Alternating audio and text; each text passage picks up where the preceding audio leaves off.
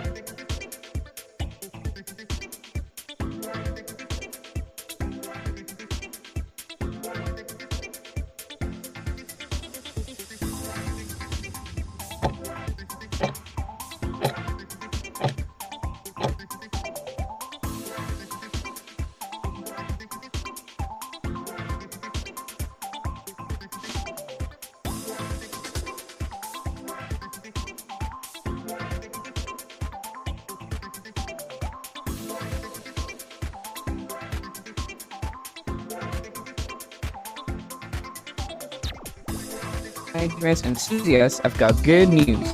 The next Global Chef is back, but this time it's a virtual conference on September 12th and 13th. Sit back for an exciting lineup of culinary leaders who are shaping the future of global cuisine. First, we've got Chef Ikenna. He is a novel chef and culinary innovator renowned for his African Van Gede cuisine. With a deep-rooted passion for sustainable food practices and a background enriched by global experiences, Chef Ikenna is transforming African gastronomy from niche restaurants in Accra, Ghana. Next, we've got Chef Chiamaka. She is an Afro-fusion chef, food entrepreneur, and aspiring culinary nutritionist.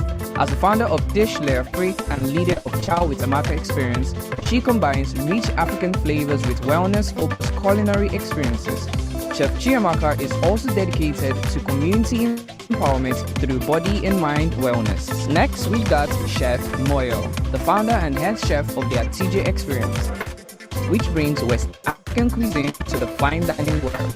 With prestigious global experience, the winner of Mastercard's The Kitchen Nigeria, Chef Moyo crafts memorable dining experiences that celebrate Nigerian culture. Next, meet Dr. Mrs. Ibukun Adedayo, the founder of Today's Bookers, providers of the #1 African meal in Abuja, and she is one of the top realtors in Nigeria. Her expertise in food and business creates a perfect synergy. Finally, meet Abo Sidi Sadiq, also known as Chef B.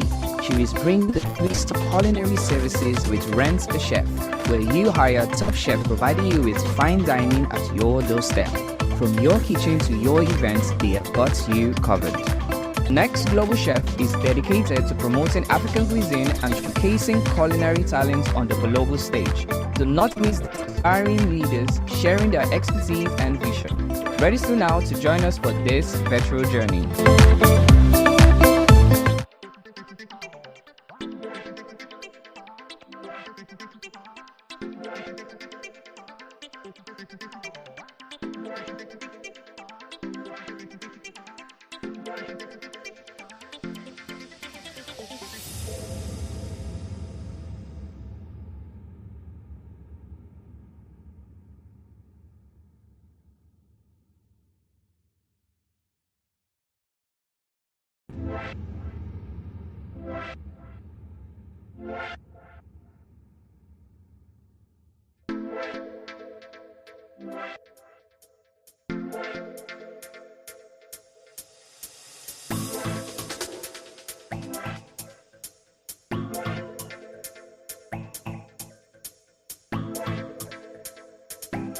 We are so glad to have you.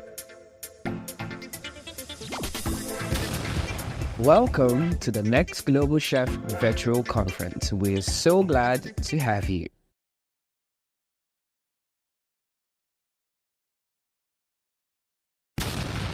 Welcome to the next Global Chef Virtual Conference. We are so glad to have you.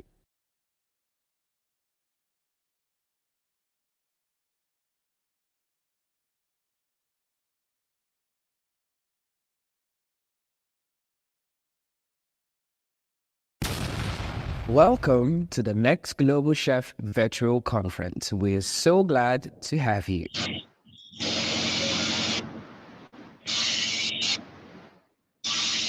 Hi everyone. Good morning. My name is Maybe and I'm joining live from Concord, Nigeria. I want to say a very big welcome to everyone joining us from Nigeria, across Africa, and other parts of the world. It's a beautiful Thursday morning here in Manhattan, and we're excited to have all of you join us from all over the world. Thank you so much for joining the Exclusion TNGC online conference 2024. The next Global Chef 2024 is an initiative of A Culinary Arts Academy, a leading TVET culinary institution here in Nigeria, with an aim to cultivating experienced chefs, food artisans, and entrepreneurs. So the sole aim of this conference, the next Global Chef, is to elevate the culinary landscape in Nigeria. Want to empower chefs, citizens, food bloggers, food photographers, and everyone in the culinary and hospitality industry for the knowledge and the resources they need to thrive in the area of in that certain area as far as the culinary and hospitality industry is concerned. So we want to sit back and grab your writing materials because you're going to be learning a lot. We have seasoned student speakers who are going to be speaking to us as to this journey in terms of culinary and hospitality. So just sit and grab all you need to learn and enjoy your time. Thank you so much.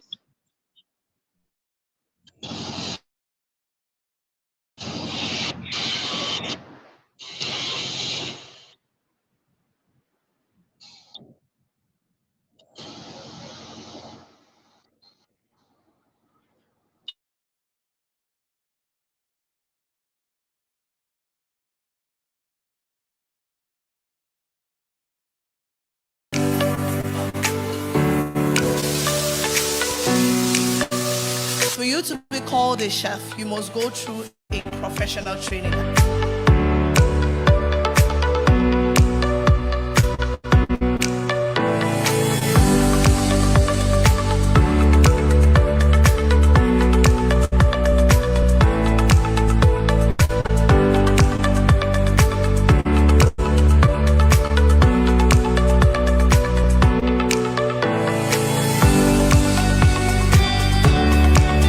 Culinary school shows you the techniques behind it. If I don't go to culinary school, I will never understand food pairing. I will never understand, the science behind baking. I love to participate in the process. So you have to love what you are doing first.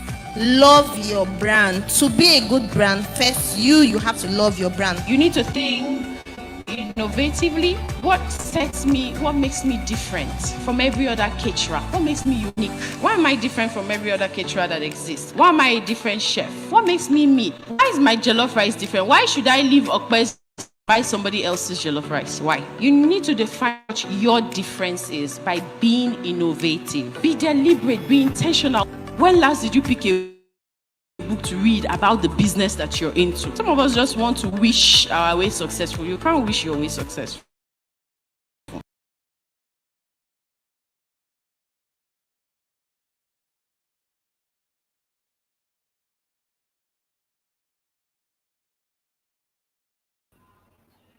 Everyone, good morning. I hope we're all having a good day already because it's about to get even better. So without further ado, welcome again to the next Global Chef 2.0.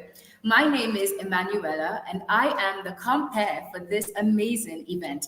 I was at the first edition of the Next Global Chef just a few months ago, and it was absolutely amazing. Some of the topics covered included the importance of education in the food industry, food safety, exploring the roots of Nigerian cuisine and Afrofusion, using social media as a marketing tool, and we even got to make bread from cassava flour, which was really interesting, and I particularly enjoyed that. This edition will shed more light on how to make profit in the food industry because we have some of the best chefs in this industry. So get ready to be inspired. If you don't already have a notepad and a pen, this is the time you want to get one. And if you know any food enthusiasts, food entrepreneurs, aspiring chefs, and culinary professionals or foodies, send them a message right now to join the conversation. Moving straight into the program, we're going to play a montage of our first speaker, who is Chef Amaka. I'm sure most of you already know about her. So the face you'll see and the voice you'll hear after this montage is the amazing Chef Amaka. Enjoy.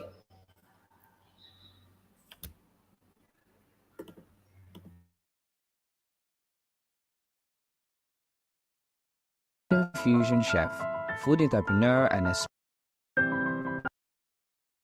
introducing Chef Chiamaka, an African fusion chef, food entrepreneur, and aspiring culinary nutritionist, whose passion and experience enrich the African food and hospitality industry. She is the founder and executive chef of Dish Layer Freak. She enhances the quality of life by serving meals that evoke the warmth and nostalgia of home. Chef Chiamaka is also known as the convener of Chow with Amaka Experience, a culinary venture celebrating Nigerian and African cuisine, promoting cultural heritage, wellness, and global connection. As a leader of body and mind wellness, she empowers women to take control of their health and happiness through local food and mindful living. With a background in economics at the University of Lagos and a certificate in culinary arts, Chef Chiamaka is on a mission to explore the richness of African food and spices. Beyond a culinary career, Chiamaka is an advocate for Zero Hunger (SDG2), supporting widows and children while aiming to create food education programs in developing communities. Known for her joyful and hospitable nature, Chiamaka is committed to bringing warmth to everything she does. Join us as we celebrate Chef Chiamaka, a true ambassador of African cuisine and wellness.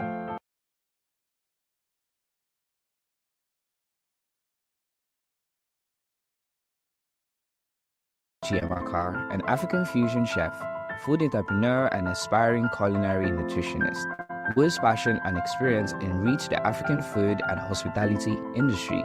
She is the founder and executive chef of Dish Layer Freak.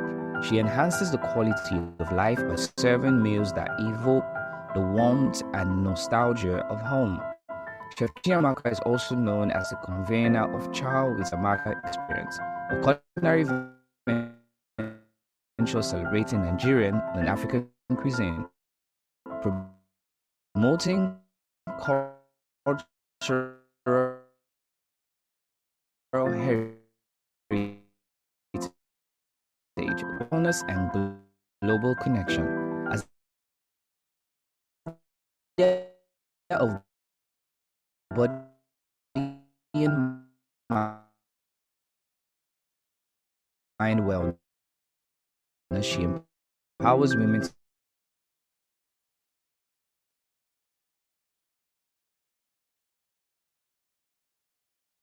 control of their health and happiness through local food and mindful living.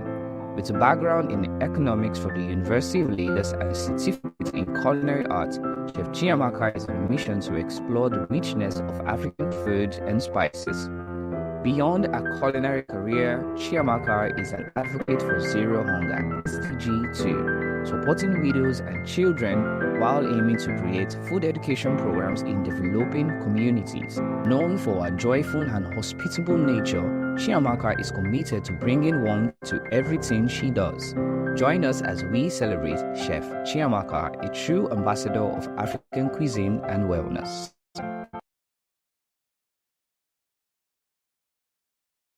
An African fusion chef, food entrepreneur, and aspiring culinary nutritionist, whose passion and experience enrich the African food and hospitality industry. She is the founder and executive chef of Dish Layer Freak. She enhances the quality of life by serving meals that evoke the warmth and nostalgia of home. Chef Chiamaka is also known as the convener of Chow with Amaka Experience, a culinary venture celebrating Nigerian and African cuisine, promoting cultural heritage, wellness, and global connection. As a leader of body and mind wellness, she empowers women to take control of their health and happiness through local food and mindful living. With a background in economics from the University of Lagos and a certificate in culinary arts, Chef Chiamaka is on a mission to explore the richness of African food and spices.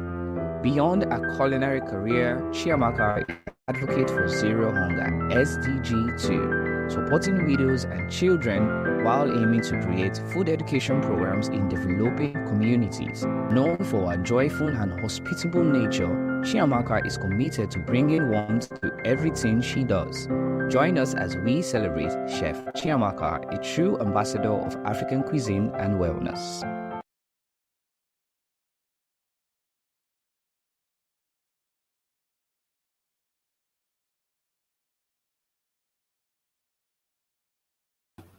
Hello, everyone. So, just a few minutes, Chef Chiamaka is joining. So, be patient. Thank you.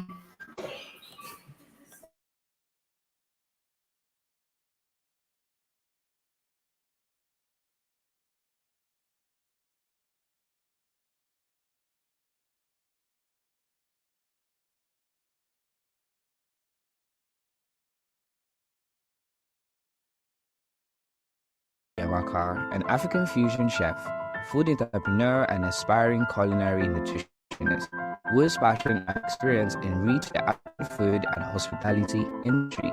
She is the founder and executive chef of Dish L'Afrique. She enhances the quality of life by serving meals that evoke the warmth and nostalgia of home. Chef Chiamaka is also known as the convener of Chow with Amaka Experience, a culinary venture celebrating Nigerian and African cuisine, promoting cultural heritage, wellness, and global connection. As a leader of body and mind wellness, she empowers women to take control of their health and happiness through local food and mindful living. With a background in economics from the University of Lagos and a certificate in culinary arts, Chef Chiamaka is on a mission to explore the richness of African food and spices. Beyond a culinary career, Chiamaka is an advocate for Zero Hunger (SDG 2), supporting widows and children while aiming to create food education programs in developing communities. Known for her joyful and hospitable nature, Chiamaka is committed to bringing warmth to everything she does. Join us as we celebrate Chef Chiamaka, a true ambassador of African cuisine and wellness. Introducing Chef Chiamaka, an African fusion chef, food entrepreneur, and aspiring culinary nutritionist whose passion and experience enrich the African food and hospitality industry. She is the founder and executive chef of Dish L'Afrique. She enhances the quality of life by serving meals that evoke the warmth and nostalgia of home. Chef Chiamaka is also known as the convener of Chow with Amaka Experience, a culinary venture celebrating Nigerian and African cuisine, promoting cultural heritage, wellness, and global connection. As a leader of body and mind wellness, she empowers women to take control of their health and happiness through local food and mindful living. With a background in economics from the University of Lagos and a certificate in culinary arts, Chef Chiamaka is on a mission to explore the richness of African food and spices. Beyond a culinary career, Chiamaka is an advocate for Zero Hunger (SDG 2), supporting widows and children while aiming to create food education programs in developing communities. Known for her joyful and hospitable nature, Chiamaka is committed to bringing warmth to everything she does. Join us as we celebrate Chef Chiamaka, a true ambassador of African cuisine and wellness. Introducing Chef Chiamaka, an African fusion chef, food entrepreneur, and aspiring culinary nutritionist whose passion and experience enrich the African food and hospitality industry. She is the founder and executive chef of Dish L'Afrique. She enhances the quality of life by serving meals that evoke the warmth and nostalgia of home. Chef Chiamaka is also known as the convener of Chow with Amaka Experience, a culinary venture celebrating Nigerian and African cuisine, promoting cultural heritage, wellness, and global connection. As a leader of body and mind wellness, she empowers women to take control of their health and happiness through local food and mindful living.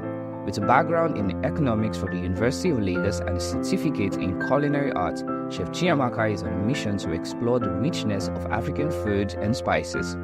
Beyond a culinary career, Chiamaka is an advocate for Zero Hunger (SDG 2), supporting widows and children while aiming to create food education programs in developing communities. Known for her joyful and hospitable nature, Chiamaka is committed to bringing warmth to everything she does.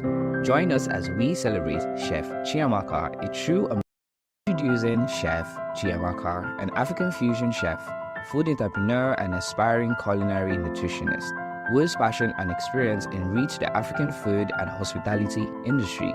She is the founder and executive chef of Dish L'Afrique. She enhances the quality of life by serving meals that evoke the warmth and nostalgia of home.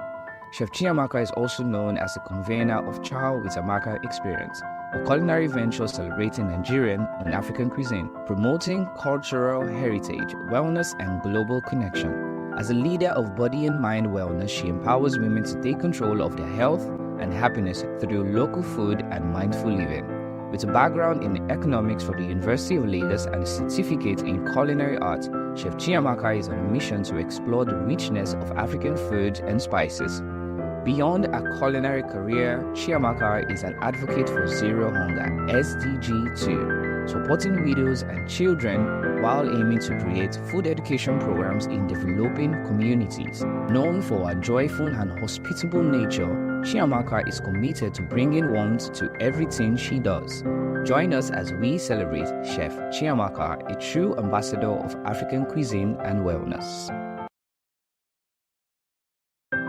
Introducing Chef Chiamaka, an African fusion chef, food entrepreneur and aspiring culinary nutritionist, whose passion and experience enrich the African food and hospitality industry. She is the founder and executive chef of Dish L'Afrique. She enhances the quality of life by serving meals that evoke the warmth and nostalgia of home. Chef Chiamaka is also known as the convener of Chow with Amaka Experience, a culinary venture celebrating Nigerian and African cuisine, promoting cultural heritage, wellness, and global connection. As a leader of body and mind wellness, she empowers women to take control of their health and happiness through local food and mindful living. With a background in economics from the University of Lagos and a certificate in culinary arts, Chef Chiamaka is on a mission to explore the richness of African food and spices. Beyond a culinary career, Chiamaka is an advocate for Zero Hunger (SDG 2), supporting widows and children while aiming to create food education programs in developing communities. Known for her joyful and hospitable nature, Chiamaka is committed to bringing warmth to everything she does. Join us as we celebrate Chef Chiamaka, an African fusion chef, food entrepreneur and aspiring culinary nutritionist, whose passion and experience enrich the African food and hospitality industry. She is the founder and executive chef of Dish L'Afrique. She enhances the quality of life by serving meals that evoke the warmth and nostalgia of home.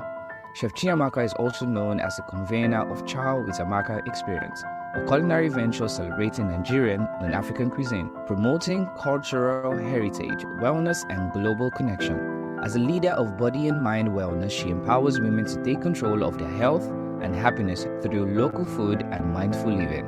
With a background in economics from the University of Lagos and a certificate in culinary arts, Chef Chiamaka is on a mission to explore the richness of African food and spices. Beyond a culinary career, Chiamaka is an advocate for Zero Hunger (SDG 2), supporting widows and children while aiming to create food education programs in developing communities. Known for her joyful and hospitable nature, Chiamaka is committed to bringing warmth to everything she does. Join us as we celebrate Chef Chiamaka, a true ambassador of African cuisine and wellness.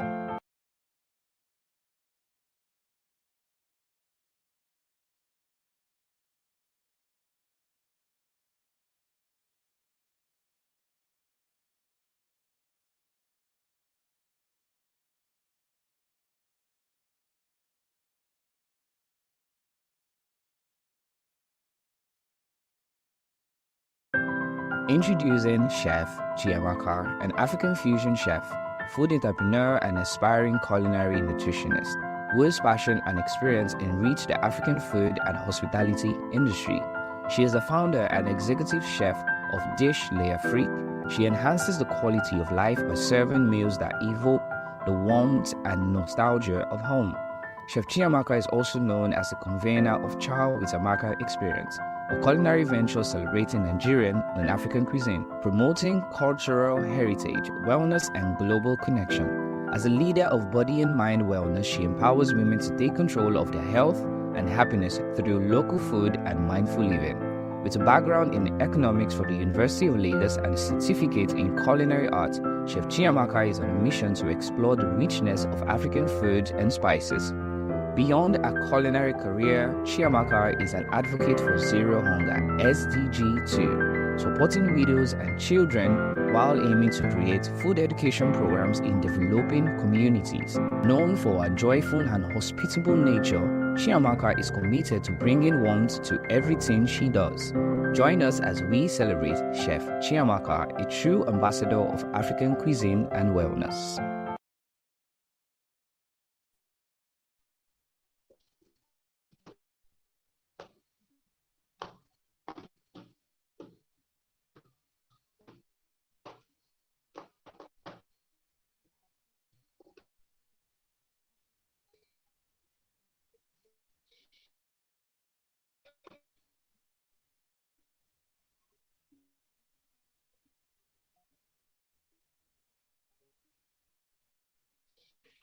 Good morning, everybody. I don't know if you can hear me. If you can, please type in the comment section so I know that you can hear me loud and clear, please.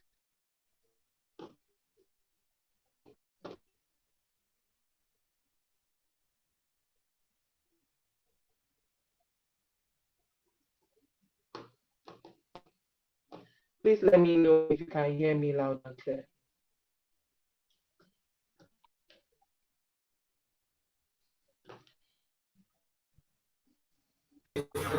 Hello, Chef Chiamaka. We can hear you clearly.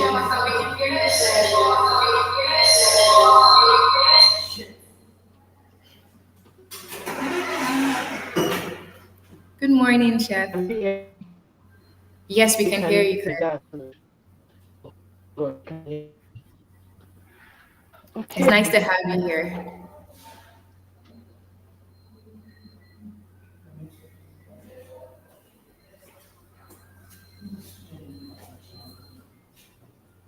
So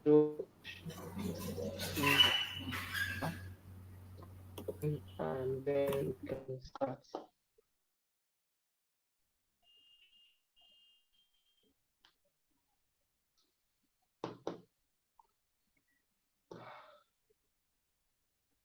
Emmanuel Laubuna, can you hear me? Yes, Chef Chiamaka, I can hear you clearly. Okay, thank God, because we've been back and forth for the past 20 minutes and So sorry about now, that. no, So it's sorry fine, about it's that. fine, it's fine, it's fine. We're so glad to hear from you. We're so excited. We can't wait, honestly. Thank you so much for having me. It's really an honor to be here and realizing that I'm just 2 years in this journey and of Afrofusion, and yet I'm given a platform to speak. It shows that I'm doing the right thing, and I'm actually very happy and excited about this opportunity. Thank you so much to the entire community. Thank you so much to A Agency. I really appreciate you. Thank you so much. So, right into it because we do not have much time. As you've heard, my name is Chiamaka Wakalo Egemba, also known as Chef Amaka, and I'm an Afrofusion chef. I am a nutritional, or rather, I'm a culinary nutritionist. I'm also a businesswoman. Everything around food, you will find me there. And my whole passion is around preserving Nigerian and African ingredients, no matter what and no matter how, right? So, if please, I want to be sure that I'm communicating with everybody. So, if you can hear me, just give me a thumbs up because I love communicating so much. I love, interacting with my crowd. Let it not be like I'm talking to myself. So, let me see a thumbs up in the comment section and then we shall begin. I'm waiting for everybody. So great to hear from you, Moyo. Thank you so much. I'm waiting for your thumbs up. Oh. No thumbs up, I'm not starting. I want to be sure that people can hear me and I'm communicating and I'm not just talking to myself. So I'm waiting for the thumbs up. Oh, yes, amazing. Thank you so much. So I actually provided slides and I hope the team is going to bring it up. Yes. So today we are going to talk about building a successful Afrofusion culinary brand, right? And when I got this topic, I was like, ha, like I said earlier, I'm just like 2 years in the game. The 2 years, and then I'm given an opportunity to speak about it. I want to let you know that, man, it's in fact it has been a journey, and it's something that I would love to share with you. So let us have the first slide. So food was not the first thing in my mind. Never thought about it. Do I used to cook for people? Of course, yes. I used to cook for people. I used to in my hostel then in Unilag. I'll cook, I'll call everybody, oh, let's make something. I'll make something, I'll call everybody everywhere. Oh, let's make this, I'll make it, and I'll call everybody, we'll eat it, and then everybody will be there, right? Everybody will bring their plates, and then I'll share food for everybody to eat. So that is actually how it all began for me. But I didn't see it as a job. I didn't see it as something that, I would, you know, find a living out of. I never thought about it until hunger showed me when I was I was hungry. I was broke. And this was after working for an event management firm, looking for a job.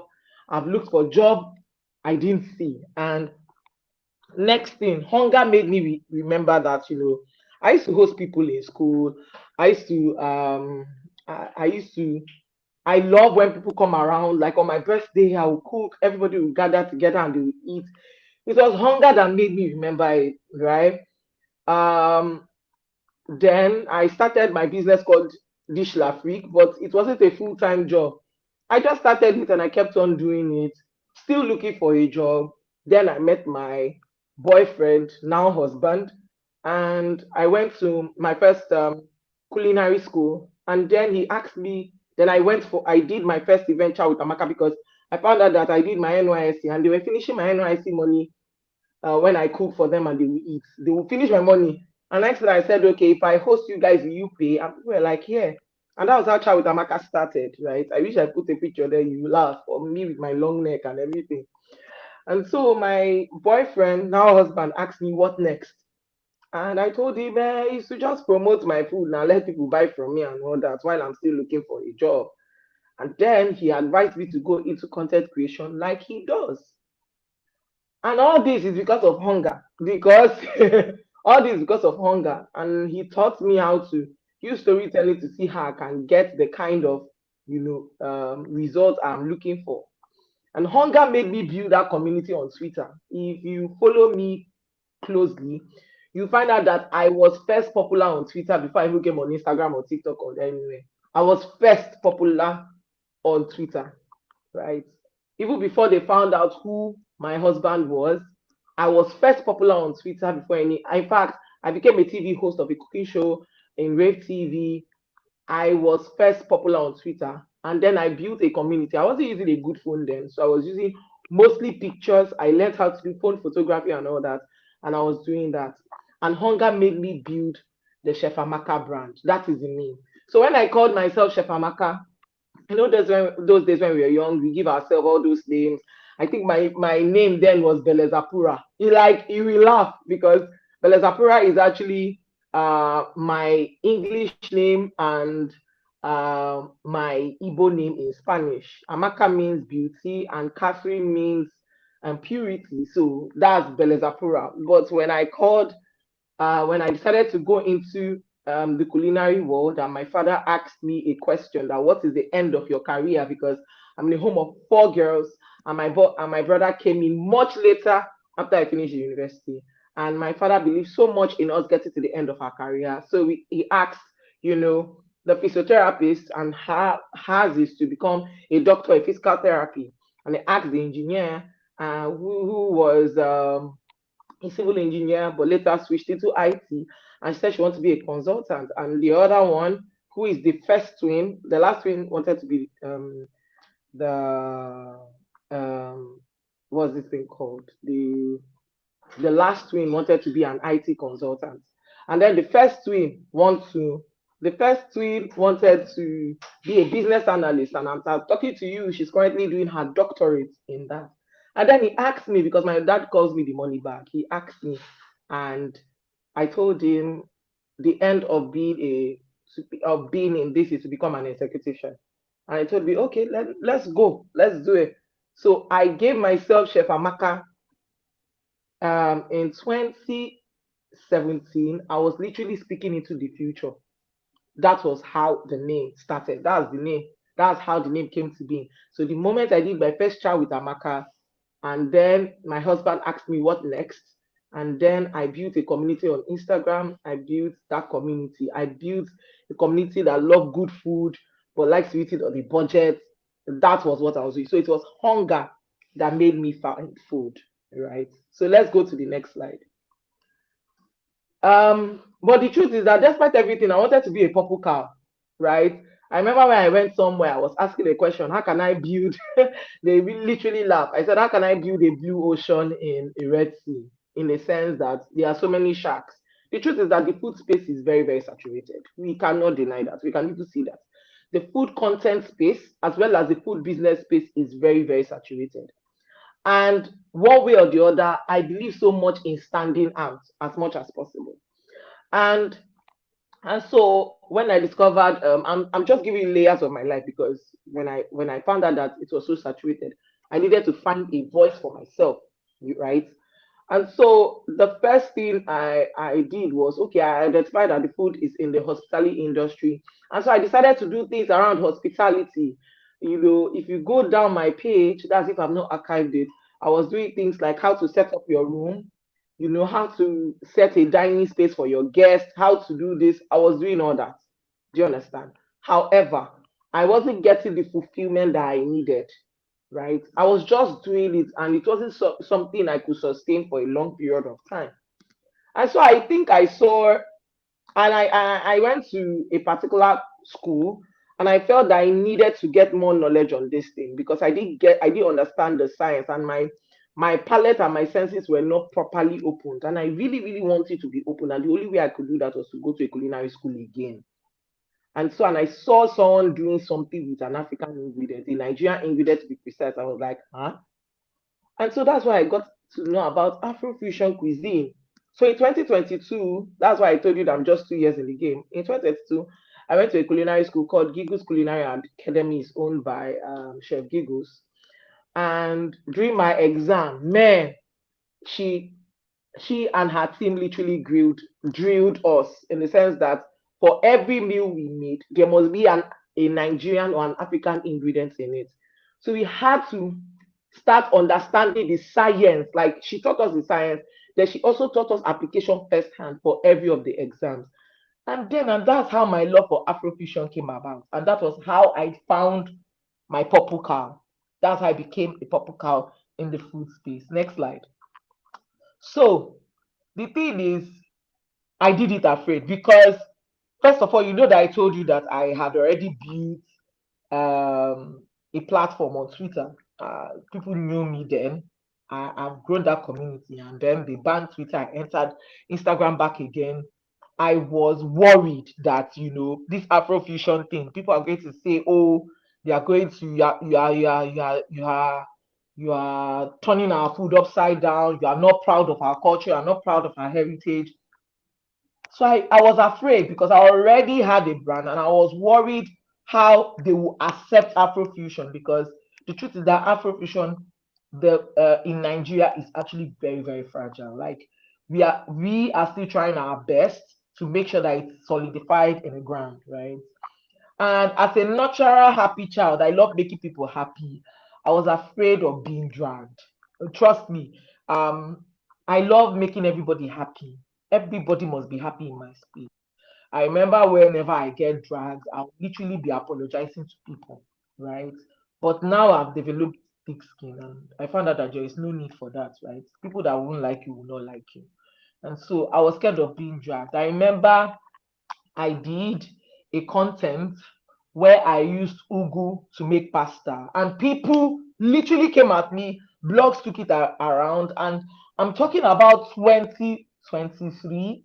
Yeah, this was 2023, last year. Like blogs took it around, everybody took it around. People literally abused me. I remember when I did weird food combo, I did okra and bread, my husband was defending me and somebody told him that I cannot cook and I'm like Jesus, and those things get to me easily, right? And I remember crying. I cried, I wept. I also remember I was promoting a brand called they do purple gari, and it is actually what we are talking about, Afrofusion. Like to me, I see Afrofusion as there is no one way our ingredient can be expressed. It can be expressed in different ways. And so this lady decided to make gari out of sweet potatoes. It was a very, very good idea, but people dragged her. I literally cried again. And so, what did I do? I was like, you know what? People, the truth is that they don't understand these things. They are not educated in the culinary space, so they have the right to think whatever. This was after crying and coming down. So I told myself, you know what? How do I make these people accept this? And that was when I started storytelling. One of my pinned posts, I told them why I started Afrofusion and what I feel, would happen if, the what I how I feel and believe the Nigerian culinary world and Africa culinary world should be like. I remember talking about it, and people actually bought into the idea. My community bought into the idea because I expressed it. I was like, my teacher made a risotto, and if you taste this with native she made native rice, but it was native risotto, right? If you taste this, it tastes exactly like native rice, but it has that what's this thing called? It has that Italian flavor, which means that our native flavors was not entirely lost. Instead, it was amplified. It was, brought into being, right? And so, in the course of doing that, and my people accepted it, I now started creating recipes whereby and give them the notion that I am not destroying the base ingredients. I am instead trying to explore other options that our ingredients can be expressed, right? There is something that I saw on a particular page last year, and I wasn't happy with it. And what did she do? She carried jollof rice and salad and everything, and did like she wants to eat, and she said no. And then she blended the jollof rice and did an arancini and all that. Was it a good one? Yes. But what she didn't know is that she literally kind of shattered everybody's hopes concerning. They won't want to try it. So why bring jollof rice the way it is plated and say no? They will not. They won't take you seriously. They will tell you that you are demonizing the food. They will tell you that. But if you make your jollof from scratch and tell them, okay, let me show you another way that you can present it, right? And you say it in a more compassionate way. Remember, I said that the Afrofusion world is very fragile. And then you bring it in a much more compassionate way, and then you make them accept it. That is how you go about it. And that was what I did. That was the mechanism I did. It's just like trying to teach a child how to eat a particular meal, a baby. You won't force it on that child. You have to pacify and everything. And that is how I was able to do it. And I was able to win people on my page. I can't remember any post that I have done. Sorry, my earbuds are low. I can't remember any um um post whatsoever. I can't remember anyone that I have posted and made them feel like um the ingredients is lost. No. Or the values around the ingredients is lost. I've never done that. And I will never do that. And that was the technique I did. And that's why anytime I post on my page, people engage. So the next slide. Now, listening to my story, you should be able to, understand where I'm coming from, right? Because I was able to do all this, I was able to understand my audience, and I was able to grow properly and make money in the Afrofusion space. So one of the ways for you to build a successful Afrofusion culinary brand is to define your purpose. Okay, why am I doing this? Are you doing it for the gram? Are you doing it so that your name will be amongst, just like the way they mentioned my name? So Chiamaka is just, are you doing it for it? Or are you doing it because you have something you wish to achieve that can make a certain level of impact in Nigeria and Africa, right? When you find out why you are doing this, you will now write your mission, your vision, and your value, right? You mention your mission, you write down your mission, your vision, and your values and your strength. Because of time, I would have shared with you my mission and my vision as well as my strength. Like I took time, I have a document. I wrote everything down. Who Chiamaka is in the Afrofusion space and what I stand for. And this is going to help you with a direction. It's going to help you know how to communicate with your audience properly. This is going to provide you with a direction, and that's why it's essential, right?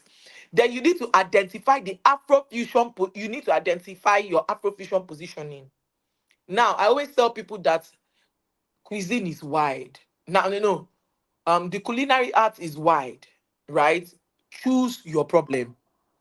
You shouldn't go and be on everything. Well, do you have an idea of everything? Of course, yes, but pick one. Let people know you for one. Um, for instance, you won't believe that there was a period in my life I used to bake cake, but I dropped it because I found out that it's not my strength, and I focused solely on cuisine. Do I know how to bake? Yes, but when it comes to cuisine, that is my strength. If you are coming for my food tasting events, you will observe. Everybody observe that, though. You will observe that my strength is my main dish. My main dish is my strength. Almost everybody knows my main dish, and my canapes. My canapes are my main dish. Oh, they are my strength. And so when I started creating content or making money out, I started making sure that I focus so much on the cuisine aspect. From time to time, I do the dessert aspect, but I focus so much on it. Let me give you an example. Chef Cupid, for instance, is a pastry chef. And if you go through his content page, you see that most of the time he does mostly pastries, right? But few times he will do cuisine. We are not saying that you should drop one for the other, but pick one. Let people know you that this is who you are and what you stand for. Then the third one is you need to know your audience and you need to target them.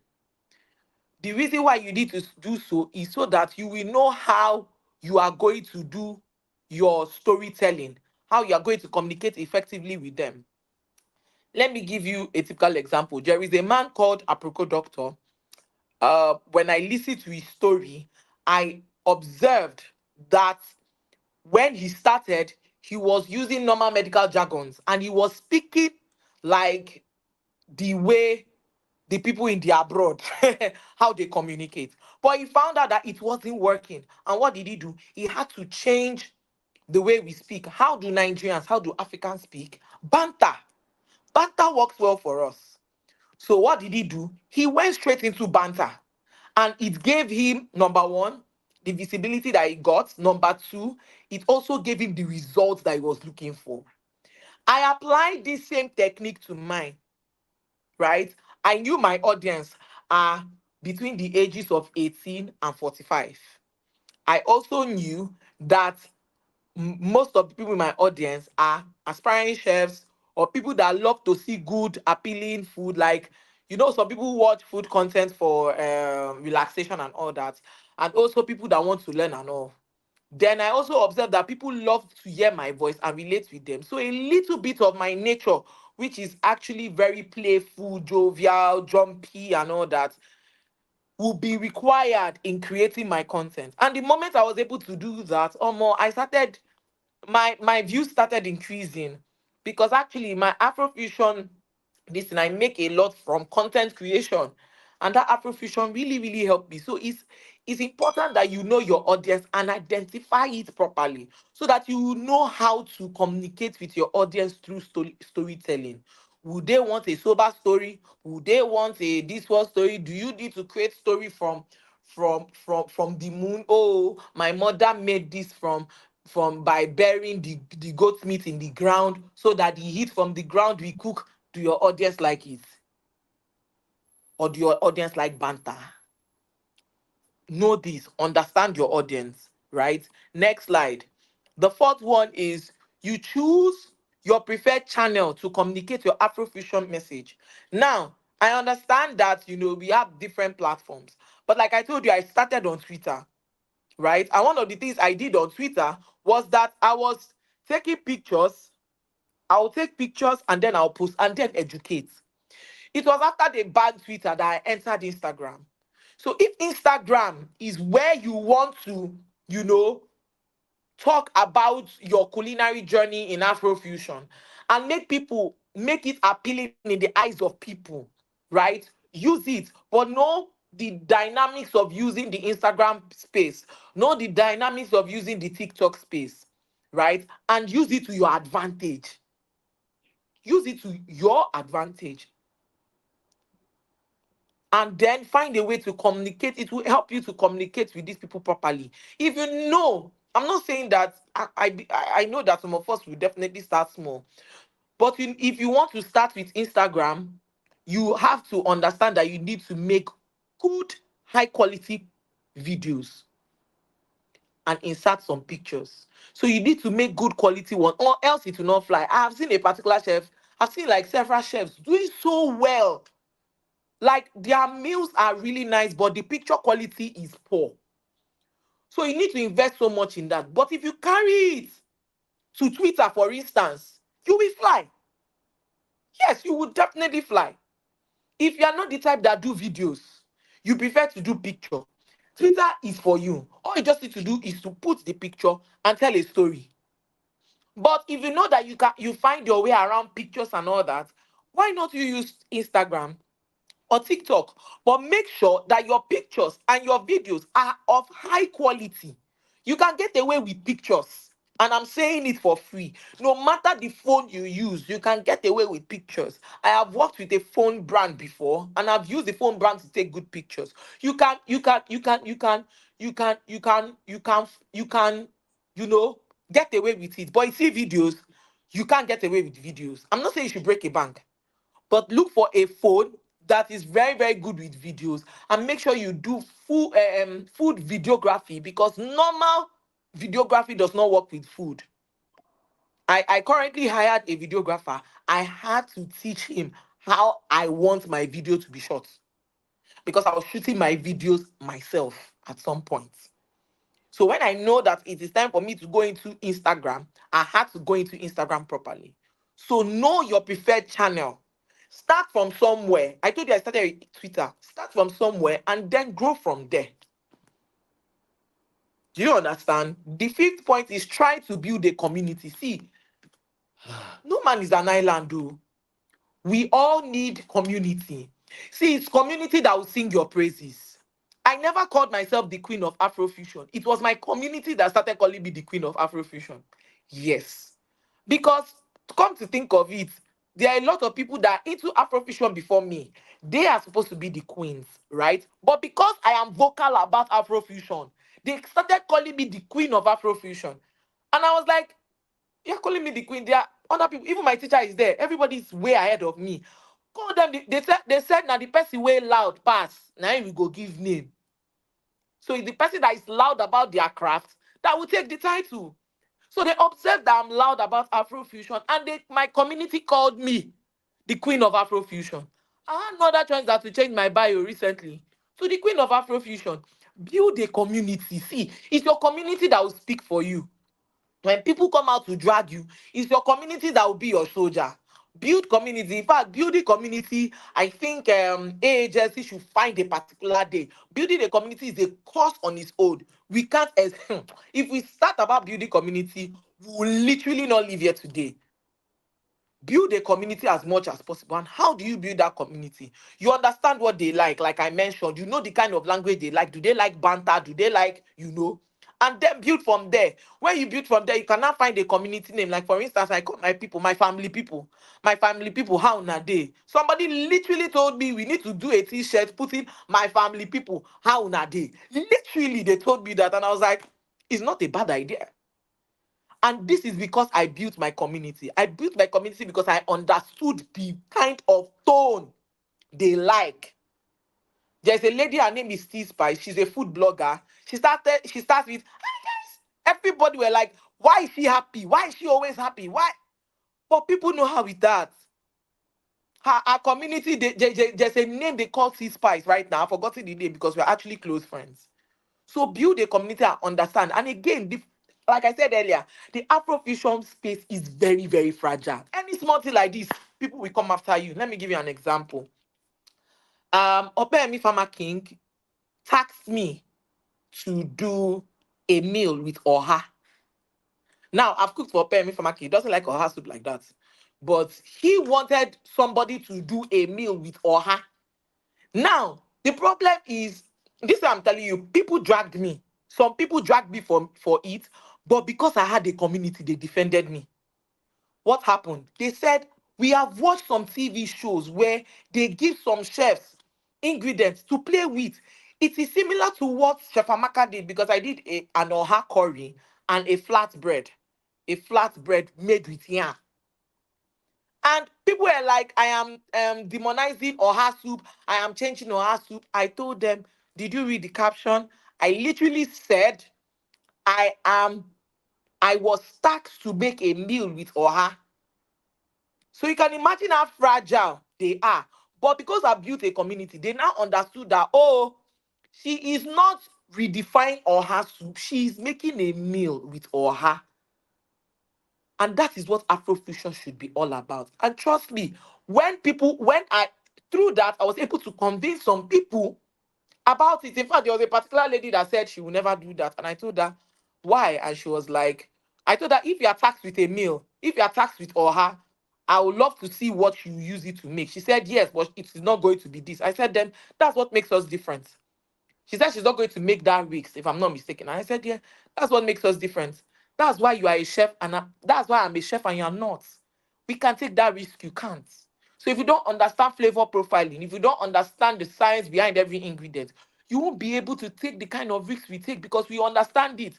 We do not just create meals out of the blues. We understand the science, the art, and the components and the composure of every ingredient where we use it to play. And so when we make a meal, we know that it is made out of love and we know that it's going to sell. She kept quiet. And guess what? Other people came into the comment section and they were all commenting the same thing. That's the thing about community. Your community are like your armor. They are your guard against sword fight. So build your community, understand their language. Most importantly, I traveled to Kigali last week, and there were certain things that I love to do. Of course, everybody knows I'm an advocate for zero hunger. I've always been, right? But when I came back, my view about everything changed. I was discussing with my friend, her name is Chef Ru. I was telling her something that, I went for an African food summit and we were talking about something about food in the hospitality space, and no single chef was there. It pained me. Oh. It pained me to my bone. I was like, it is us that's supposed to actually sit there, not a minister of tourism from another country, not even somebody that is doing food preservation. It is us that should be there. Why am I saying it? You must advocate for something. You are not in the Afrofusion space to just do fine dining. No. You are there to advocate for something. In fact, the beautiful thing about Afrofusion is preserving the Nigerian and African ingredients. If you do not get that, please don't enter Afrofusion. Please. If you are not in to preserve the culture, to preserve our ingredients, to talk about the way it can be best, that it can be expressed, please do not enter the Afrofusion community. Because you have to advocate for something. My colleague and my friend, her name is Moyo. She's also one of the speakers. She is all about food in season. And she's so passionate about making sure that every food in West Africa is made and plated in such a way that it is fine dining. She's so passionate about preserving our ingredients. The ones that are forgotten, she wants to bring them back. This is the advocacy we are talking about. Every chef in the Afrofusion world must advocate for something. We are not just there to cook and start doing butterfly plating and all that. That is not it. We need to understand that we are the life of people. Without us, people will not feed. How the egusi soup and other soup come to being is because of people like us. So we need to create certain things. We need to preserve our ingredients. There are certain meals right now that we do not know of. Yoruba land is not only known for ewedu, begiri, and for. There are more things in Yoruba land. Igbo land is not for onubu and abacha and all that. There is more. Hausa land is not only sorry for the word, for tiwo shinkafa, miataushe. There are more. There are a lot of our foods that are going this extinct because we refuse to preserve it. Every chef must be involved in advocacy. I told myself that the next time I am going for that African Food Summit, I must see a chef on that panel. We are the ones that's supposed to be there. No other person should be there. It's supposed to be us. We are the ones that know, yes, we partner with the farmers, but we are the ones that should also speak for the farmers. We are the ones that to make the farmers rich. We are the ones that's supposed to identify it's not just the scientists. They are going to bring out the ingredients. Who is going to bring the ingredient to life? It is us. So you must advocate for something. We must preserve our culture, our ingredients. In that African Food Summit, Chef Moyo and other chefs turned beans into God. I wish everybody was there. I wish everybody, like, I know Bambara not for only Opa. I found out that it is not only Opa that I can use Bambara nut for. There's actually a pancake in the north that Bambara nut is used. I heard it for the first time from Moyo. This was done as a result of research. Do you understand? So please, let us not look at the fine dining and all that. Somebody made a brownie. A chef made a brownie out of millet. Our millet that we use in doing kunu. Somebody made a brownie. It was so delicious, my God. So delicious. So advocate for something. It is not just about fine dining, it's about preserving what is known to us. The last slide, I want to talk about something. And Frobs, when I was researching this, I saw a post by Frobs, 10 golden rules for a personal brand. First of all, you have to be focused. I bought into the idea, and that's why I had to share. The first one is be focused. The second one is to be genuine. Your audience will know when you are faking it. Be genuine. The third one is be a storyteller. I mentioned it. Understand the tone of your audience. The third one is to be consistent. It can be as little as once in a week. Be consistent with your message. The fifth one is be ready to fail. Be ready to fail. It can be in failure of recipe, it can be failure of anything. Be ready to fail. But what makes you a failure is by you not picking the pieces and moving on. The sixth one is create positive impact. That was what I said earlier. The next one I talked about is follow successful example. Yeah, because of time, I cannot mention all the successful example that I follow, right? Follow successful examples. Another one again is to leave your brand. Let people know you with that brand. I just mentioned that people call me the queen of Afrofusion and I'm leaving that brand, right? Let other people tell your story. I literally said it again. Let people tell your story, and most importantly, leave your legacy. Leave your legacy. Thank you so much. I don't know if we have any question before I leave for the next speaker. Thank you so much for having me. Thank you so much, Chef Amaka. That was brilliant, honestly, so brilliant. I was taking notes and I couldn't stop. I couldn't stop typing. Thank you. Thank you You're so much. welcome. So, just a quick recap of what you've said, which actually stood out to me. Never stop learning. You mentioned that what took your career from this to that was that you actually pursued education, which a lot of people don't actually, they don't think it's important. They always feel, I know this, so I'm going to stick with it and that's it. But no, the world is changing every single day. You mentioned that you went to a culinary school, and I'm so glad that A Plus Agency, you have a culinary school here in Port Harcourt. So education is so important. It's so important. And I think everyone watching, sign up A Plus Culinary Arts Academy. We have amazing courses set up and take advantage of it. You mentioned that if you're going to be in business, have a thick skin.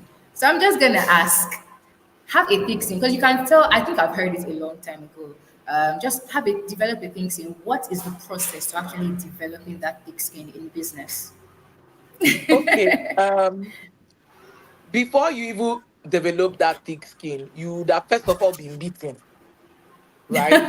So make yourself available to be beaten. Do not avoid being Wow. beaten. It's in the Wow. course of being beaten that thick skin will be developed. And I how see. how is that? is because of number one, in the course of being beaten, you stand on the grounds of, I know what I'm doing. I know I'm not doing something wrong. I believe so much in what True. I'm doing. And then I'll now look at other parts and see maybe one or two good comments from people. So based on that, I use the few good comments out of the RAS to hold myself and Yes. tell myself, you know what, I'm actually doing the right thing. So I develop it. Wow. So that Yeah. is one of the ways to that. So don't avoid being beaten in this industry. Yes. Let them beat you, let them shout. Then, in fact, there's something called is it negative publicity? I don't know. But just make Publicity sure is that it is not a publicity. mistake on your part. It is something that you believe Yes. in, you've done. People dragged you, people are beating you about it, but you are sure that you know what you are doing. Stay there Wow. and Yeah. be blind about everything. Like choose to be blind about anything. Sometimes I just post something and I blank out. I choose not to, only for me to come back and I'm like, the comment section is good today. Oh. So, yeah, Oh wow, that's amazing. So that's why it's so important to remain authentic at what you do, because you mentioned that like when you're doing your social media, you always have your voice sometimes, because people are endeared to you as a person before they even look at what you're doing. It's so important. yeah. A lot of people just want to be like, let me just do what looks professional and keep myself out of it. So, how would you say personal branding has actually, so, just branding the business and personal branding, is there a difference to it? There is a big difference. Personal branding is just you, right? And then your business brand is will I say the occupation that your personal brand has brought. Sometimes you can start first with a business and then your personal brand will now come into play. How will I say? Your personal brand can is practically showcasing who you are as a person, like your personality, right? And showing it Yes. to the entire world. Like for instance, I am naturally a playful person. You would have observed it in this conference. I'm naturally playful. I make people laugh and all that. I can do that as a personal brand in order to show you that okay, oh, I'm a happy child giving you happy food, and I also have a good sense of humor. But my business brand is going to give me my day-to-day money.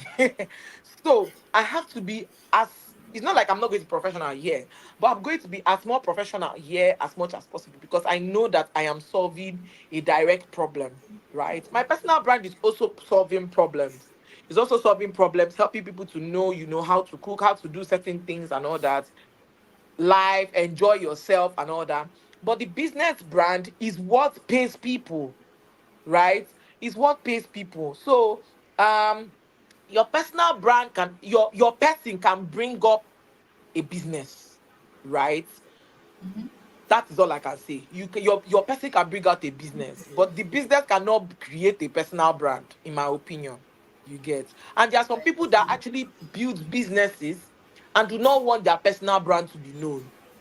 And so they just leverage enough on their business brand, what is serving to the community.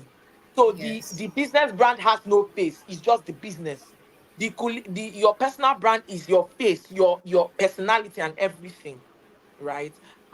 However, if you have a personal brand, it will definitely leach on your business and vice versa. So if you do not do well in your business brand, they will say, this girl, error.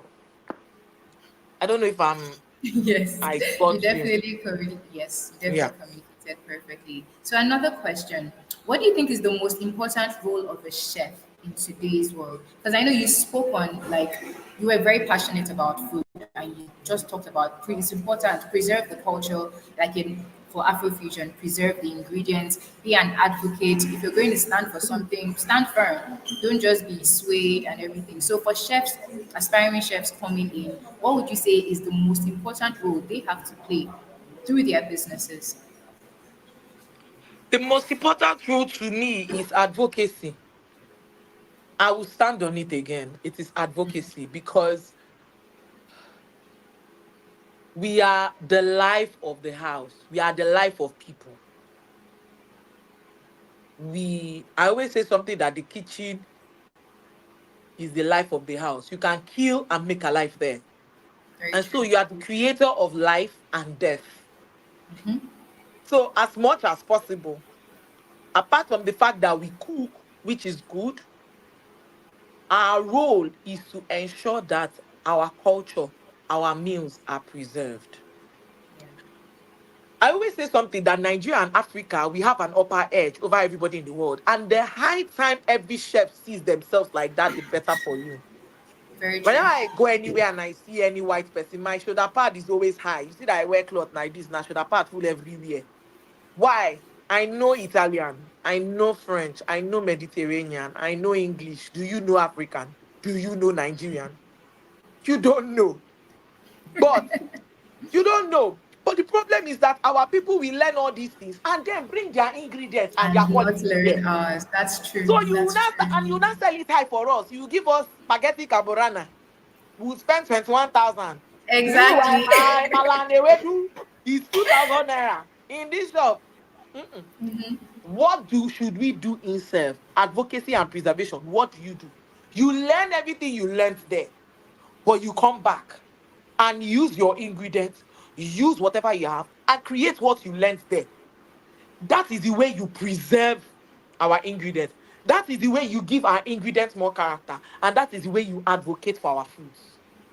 That way Amazing. our food will Amazing. still remain relevant to the world. And so when these people come and they're like, oh, this looks like our spaghetti, this, blah, blah, blah, blah, blah, we tell them, oh, it's actually made from upper flour and osoji sauce, and blah. They'll be like, oh, that's so nice. I love the burst of flavors. That is the thing they don't have. They don't have burst of flavors. Yeah. We are the chief We have a president lot general among the actually. nation of burst of flavors. Take it or leave it. That's true. So imagine doing that. I'm like, oh, it looks like this. And you're like, yeah, we made it with it. So learn what you want to learn, but use your ingredients, use your foods to create. So preserve Yeah. and advocate for our Mhm. food. Yeah. And that it's Thank not you only so about much. Wow. designing food to look like butterfly, it's beyond that. Yes. Thank you so much, Chef Amaka. You're Everything you've welcome. said has been so insightful, and I'm sure our listeners are so excited that they came into this today. So, like, just something to take home. It's important. Education is important. Never stop learning. Sign up to a culinary school, sign up to A Plus Culinary Arts Academy, get educated, and learn more.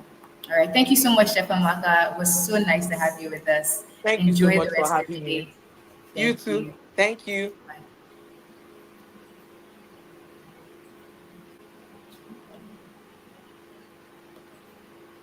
Hello, everyone. So very quickly, we're going to move on to a virtual tour of the A Plus Culinary Arts Academy.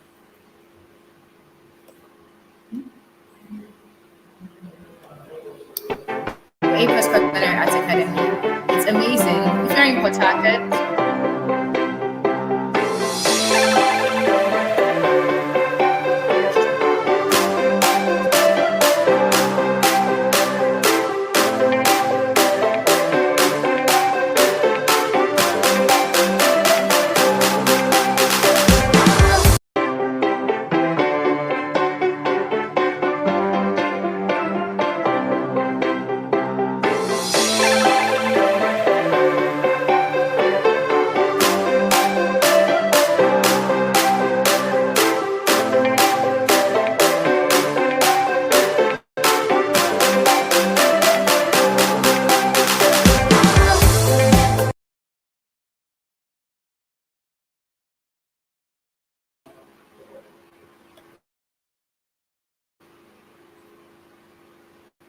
hello, everyone.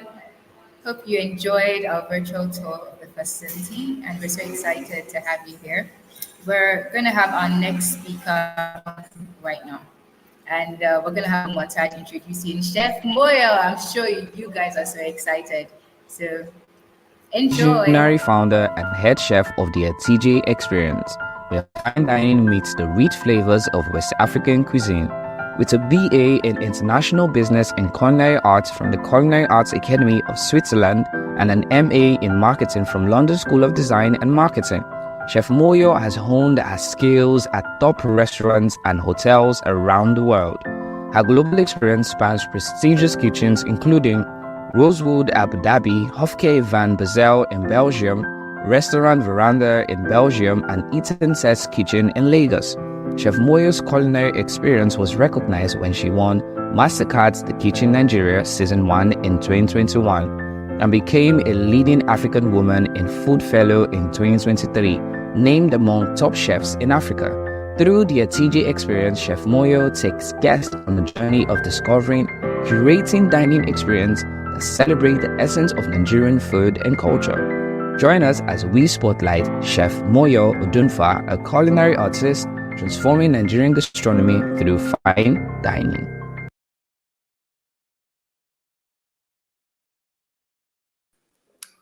Hello, good morning, everyone. Good morning, good morning. I hope you can hear me. Can you guys hear me? Let me open the chat.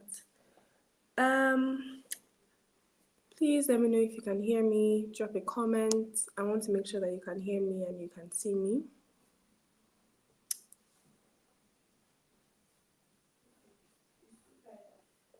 Yes, I think you Chef can. Moya, we can hear you perfectly. Hi, how are you today? I'm good, thank you. How are you? Very well, thank you. We're so glad to have you here. So excited for what you're going to teach us. Thank you for having me. So I guess we can head over to the slides.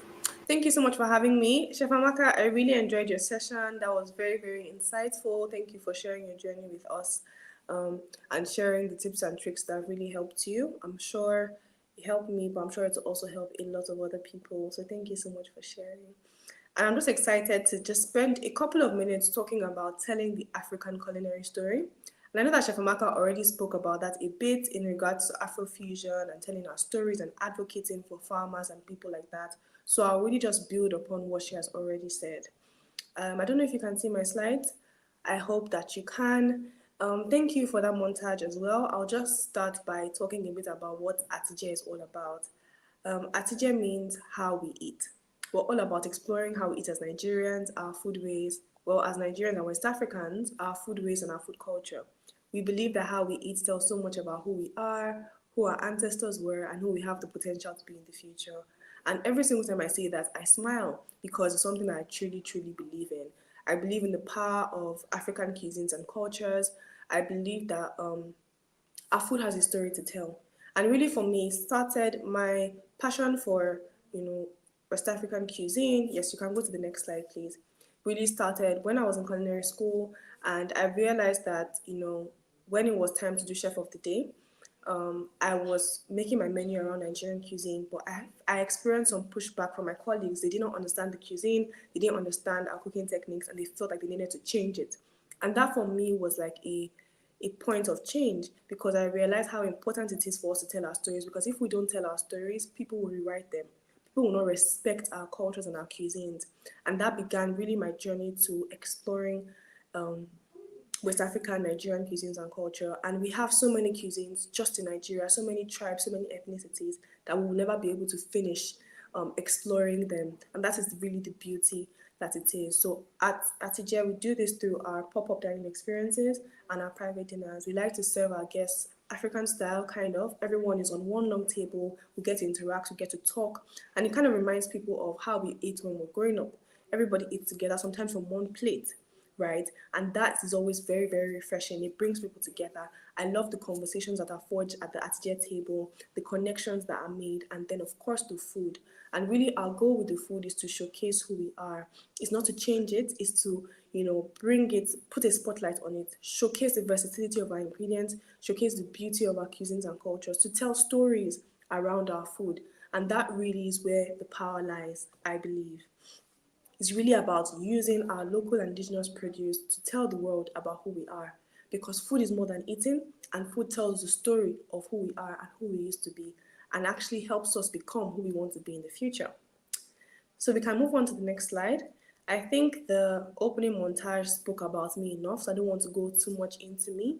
But really, if there's one thing about me, is that I'm passionate about Nigerian cuisine. I'm passionate about seeing our food on display, and I'm passionate about pushing myself, pushing my team to see the different ways that we can express and understand this food, because we're on a journey of understanding. And I really believe that we stand on the shoulders of those who have come before us. So I'm standing on the shoulders of the amazing chefs I've learned from, the amazing teachers, the amazing researchers, the amazing bloggers and writers who have helped us catalog our cuisine so that we can now understand it better. So I really just want to, pay homage to them, to all those who have gone before us and who have set an amazing platform for us to now continue to rise on. All the mothers, the grandmothers, the fathers, the grandfathers, the aunties, the uncles that taught us about our food, we really have to respect and love them. So we're going to go into the presentation. If we can just go to the next slide, we'll start the discussion properly. So for me, the first step in telling the African culinary story is about embracing authenticity. It will be sad if we're trying to tell the story and we're not being authentic. If we don't know the story that we're trying to tell, it will be very, very unfortunate because it means that we'll tell the wrong story. So the first step for me is embracing authenticity. In recent times and even globally, but it's changing right now, African cuisine can be seen as not good enough. Our food is okay to be eaten at home, but okay, it's not fine dining, it's not haute cuisine, it's not that great. And I think we have to change that narrative. And when it is seen as not good enough, I think sometimes as Nigerians, as Africans, we also have an inferiority complex. We also, we don't want to eat with our hands in certain places, Okay, when we're at home, we balance, we eat well, but outside, I want to eat properly. And it almost creates a level of shame to do with who we are. And funny enough, the way that we have lived so far, because we don't think our cuisine is good enough, it has led us to rely a lot on imports. And that's some of the reasons that we have issues with the Nigerian economy right now. We don't value our local cuisine and ingredients. We want to use wheat. We don't want to use millet. We want the cheeses. We don't want to use our awara and our awara. We prefer the imported varieties because they seem more posh. They seem better packaged. They seem, as a status symbol. They are like evidence that, I have arrived, therefore I can afford the cheese and the Australian ribeye and the South African steak. Forgetting our Nigerian tozo, forgetting our egusi, forgetting the amazing ingredients that we have. We want to, you're on a fit farm journey, you want to eat quinoa. Forgetting we have our fonio and our sorghum and our millet that are great substitutes for that. And a new generation is rising, and often we miss out on the potential of our agri-food industry. People don't want to be farmers, right? They don't want to be on the food value chain because it's seen as not glamorous. It's not a glamorous work to do. And the other point to make is that there is hunger in the land. Right now, in the Nigerian economy right now, there are so many issues. And we're missing out on the fact that our foods, the fonio, the millet, the bambara, or the opa, can actually hold the key to food security because these are plants that are easy to grow and they are very rich. They have so many nutrients in them. And so when it comes to embracing authenticity, it means we have to go back to our roots. We have to go back to things our parents and our grandparents farmed, how they cooked, how they were able to preserve our culture, our flavors, how iru is fermented, how uba is produced, because these are the things that form the bedrock of our flavor profiles. Yes, there's nothing wrong with black and white pepper, but why not season your food with uziza? What would be wrong with that? Why not use, the local Ifiri scent leaf in your food to garnish your food? Nothing is wrong with basil, you can also grow it, but why do we want to replace our local ingredients with the international ones, especially when it even comes to culinary schools? You want to teach the foundations of French cuisine, but you don't want to teach, the beauty of African cuisine. So that's my first point. How do you embrace authenticity? It's not just about making, taking a bite and egusi and making it look pretty. How do you capture the essence of the food such that your eba egusi could be a crisp, but when people taste it, it takes them back to the true flavors of the egusi that they ate when they were growing up. So we can head over to the next slide. So really and truly, authenticity is the first place to start. And then we go to storytelling through food. I always say food is more than eating. Food is about the sensual experience. Food is about the storytelling. Food has to do with the all the various components on the dish. Food has to do with the drinks and the pairings, the ambience of the place that you're eating in. And storytelling is a very key way that we as Africans can also share our food and share who we are through our food. I don't know if, we can interact in the comments a little bit. I don't know if you guys grew up with some stories around food, or they tell you that, gizzard is only meant for the head of the family. Don't eat this, don't eat that. If you're pregnant, don't eat okra. These are all, anyone familiar with those stories? These are all stories that create the cuisine that we live in. It doesn't mean that we have to live by those rules, but we can tell those stories while we move forward and express the food in many different ways.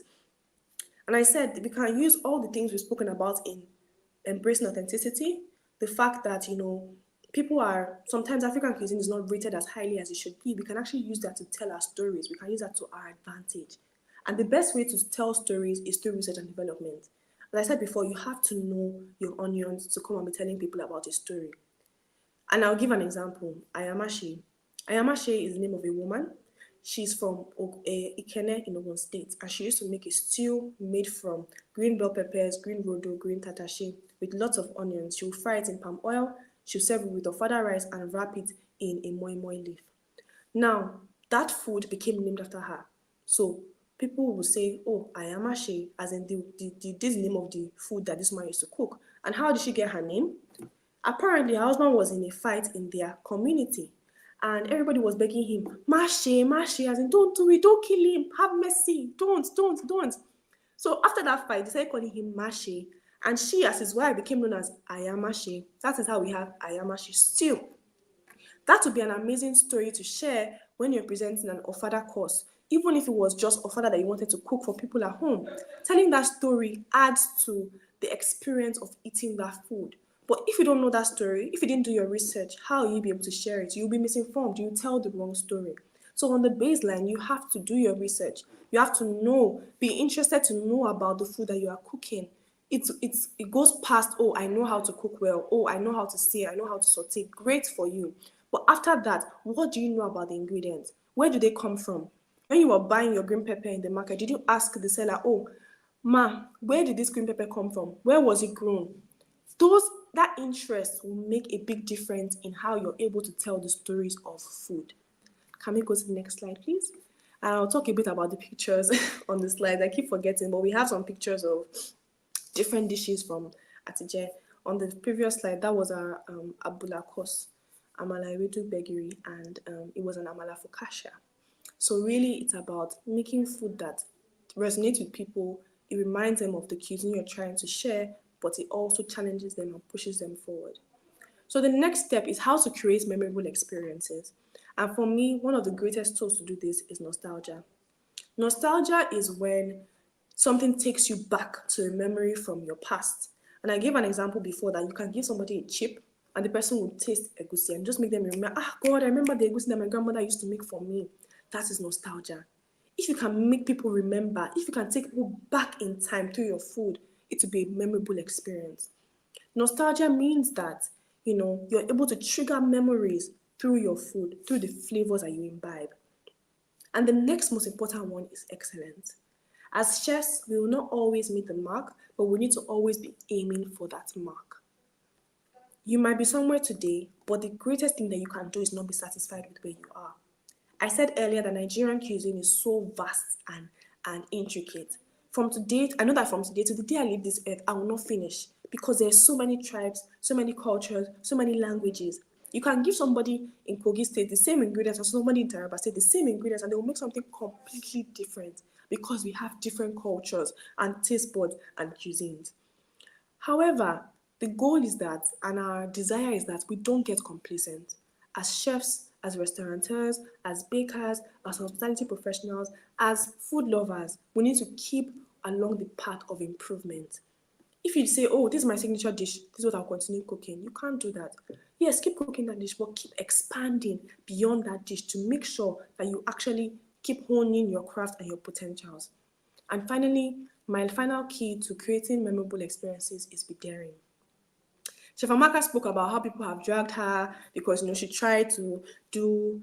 She was promoting an orange fleshy potato gari on a purple fleshy potato gari, and sometimes we can be afraid of what people will say, and it stops us from being who we are called to be and who we need to be. In this journey of telling our stories, we have to be daring. Sometimes we have to do it afraid. You might be worried about what people will say, what people will think, what people will do, but you have to just do it. And then you take feedback and you improve. But if you never step out in faith, if you never risk it, you will never know.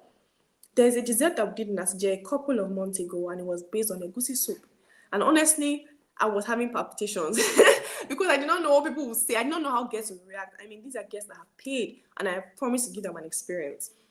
But the feedback from that dessert really gave me so much courage. It was a Gary crumble with an egusi seed ice cream, an Iru dulce de leche, which is like a condensed milk caramel. We had a strawberry chili jam, we had an egusi tuile, and an egusi brittle. And I'll show you the picture of the course shortly. And this to me was me pushing myself out of my comfort zone, but it was a very much appreciated effort. There are other times that we've tried to be daring and it didn't work out.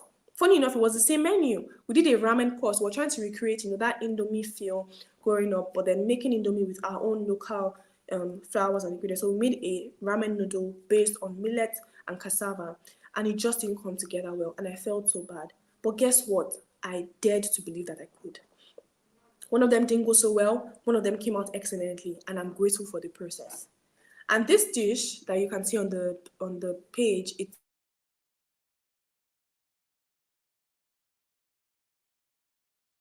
or even Nigerian puff puff, somewhere in between. And we wanted to make like a puff puff sandwich. So in the center, we have a prawn patty, strawberry chili jam, some lettuce, and some pickled onions. Just kind of playing around with the puff puff that we all know and love. So don't be afraid to push the boundaries a little bit. Still based on your culinary knowledge, but go a bit outside of your comfort zone, and then you learn and you recover and you keep pushing.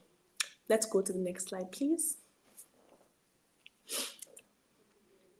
Building a brand identity. I think Chef Amaka did a great job talking about this. She gave so many amazing tips about building your personal brand, building your business brand, and what to do when you even want to push away from, where you have been to a new horizon. She spoke about how she went from being a regular, food blogger in a very saturated industry to becoming known for Afrofusion.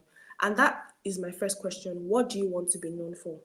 Sometimes you have to ask yourself, oh, what have I been known for before? And what do I now want to be known for? That is the basis of building a brand. And for us, we want to be known for exploring Nigerian cuisine. And that's why we chose the name Atije, How We Eat. So that we can keep exploring how we eat as Nigerians and West Africans. There's no end to it. So what do you want to be known for? Do you want to be known for working with local cuisine? Do you want to be known for Afrofusion? What is your goal exactly? That would be the basis of building. The second is, what can you deliver on? Okay, I want to be known for this amazing thing, but today, what can you do? So you know where you're starting from. Chef Amaka spoke about how she called herself a chef in 2017, but she knew that she was not there yet. So she had a honest analysis of herself. She knew where she was and she knew where she was going. So you have to know, okay, today, this is what I can do. And how do you want to grow into who you want to be? So what is the journey? So you can track, okay, 1 year ago, this is where I was, but I'm grateful that I'm not where I want to be yet. It might take me another 5 years, but at least I'm not where I used to be. So you don't feel discouraged along the journey. You don't see people and you're like, oh God, I've been working, I've been trying, I'm still not there. No, you have to have an honest opinion of yourself. I'm not there yet, but this is where I was before, and this is how I'm going to get to where I want to be. So you're on an onwards journey.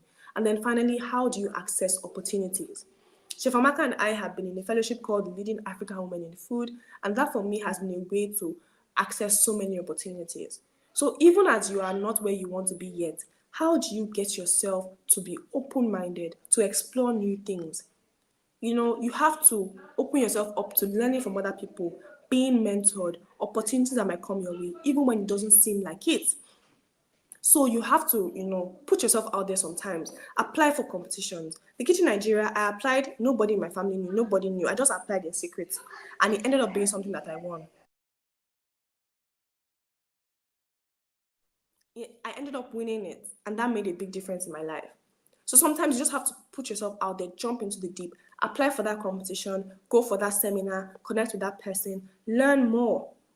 Those opportunities can take you from where you are now to where you want to be later. And this picture is a Zobo popsicle. We made a Nigerian Zobo, but more like a bisap, which is like the Zobo drink they have in Senegal. The base was the hibiscus flower. We added some orange juice and some aromatics, some mint, some basil.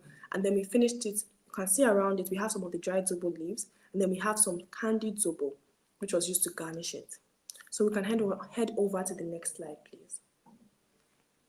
Thank you. And I just even remember talking about that Zobo popsicle for us was something that was able to trigger nostalgia because we all grew up licking popsicles after school.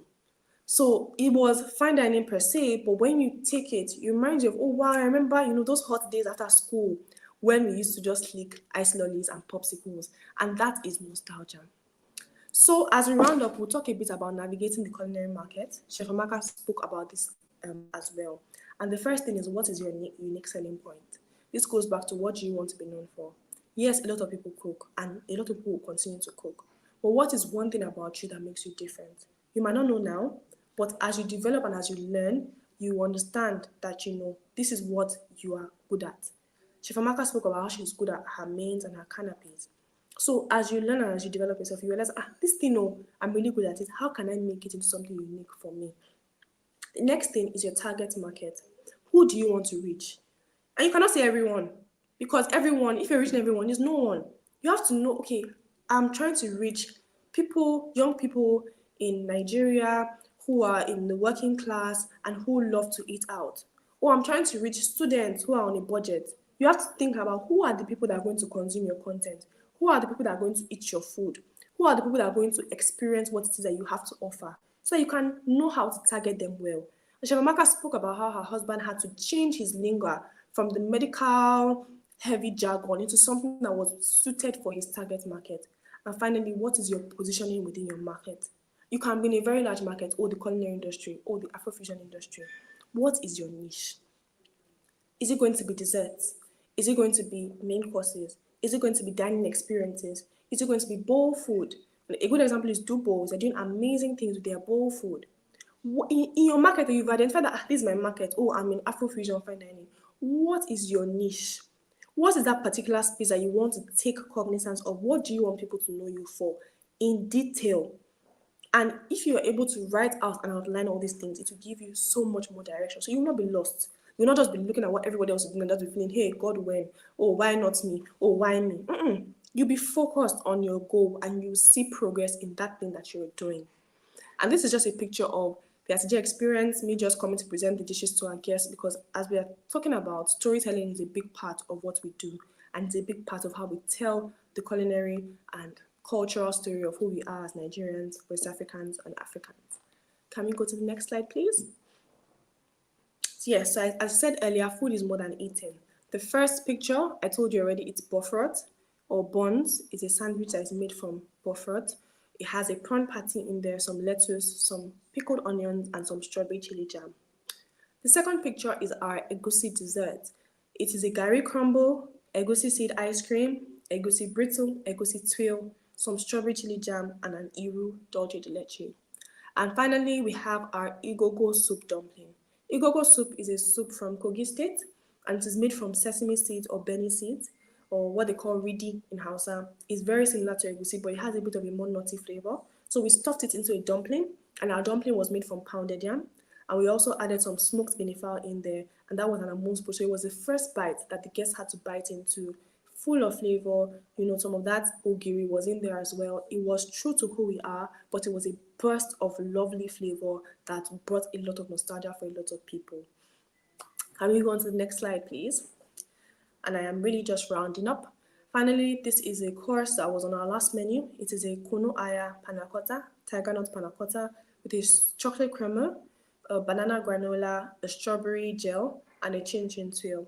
And really, as I finish, I want to just encourage everyone here to keep pushing, keep aspiring to learn, keep pushing past the boundaries. Don't let people hold you back.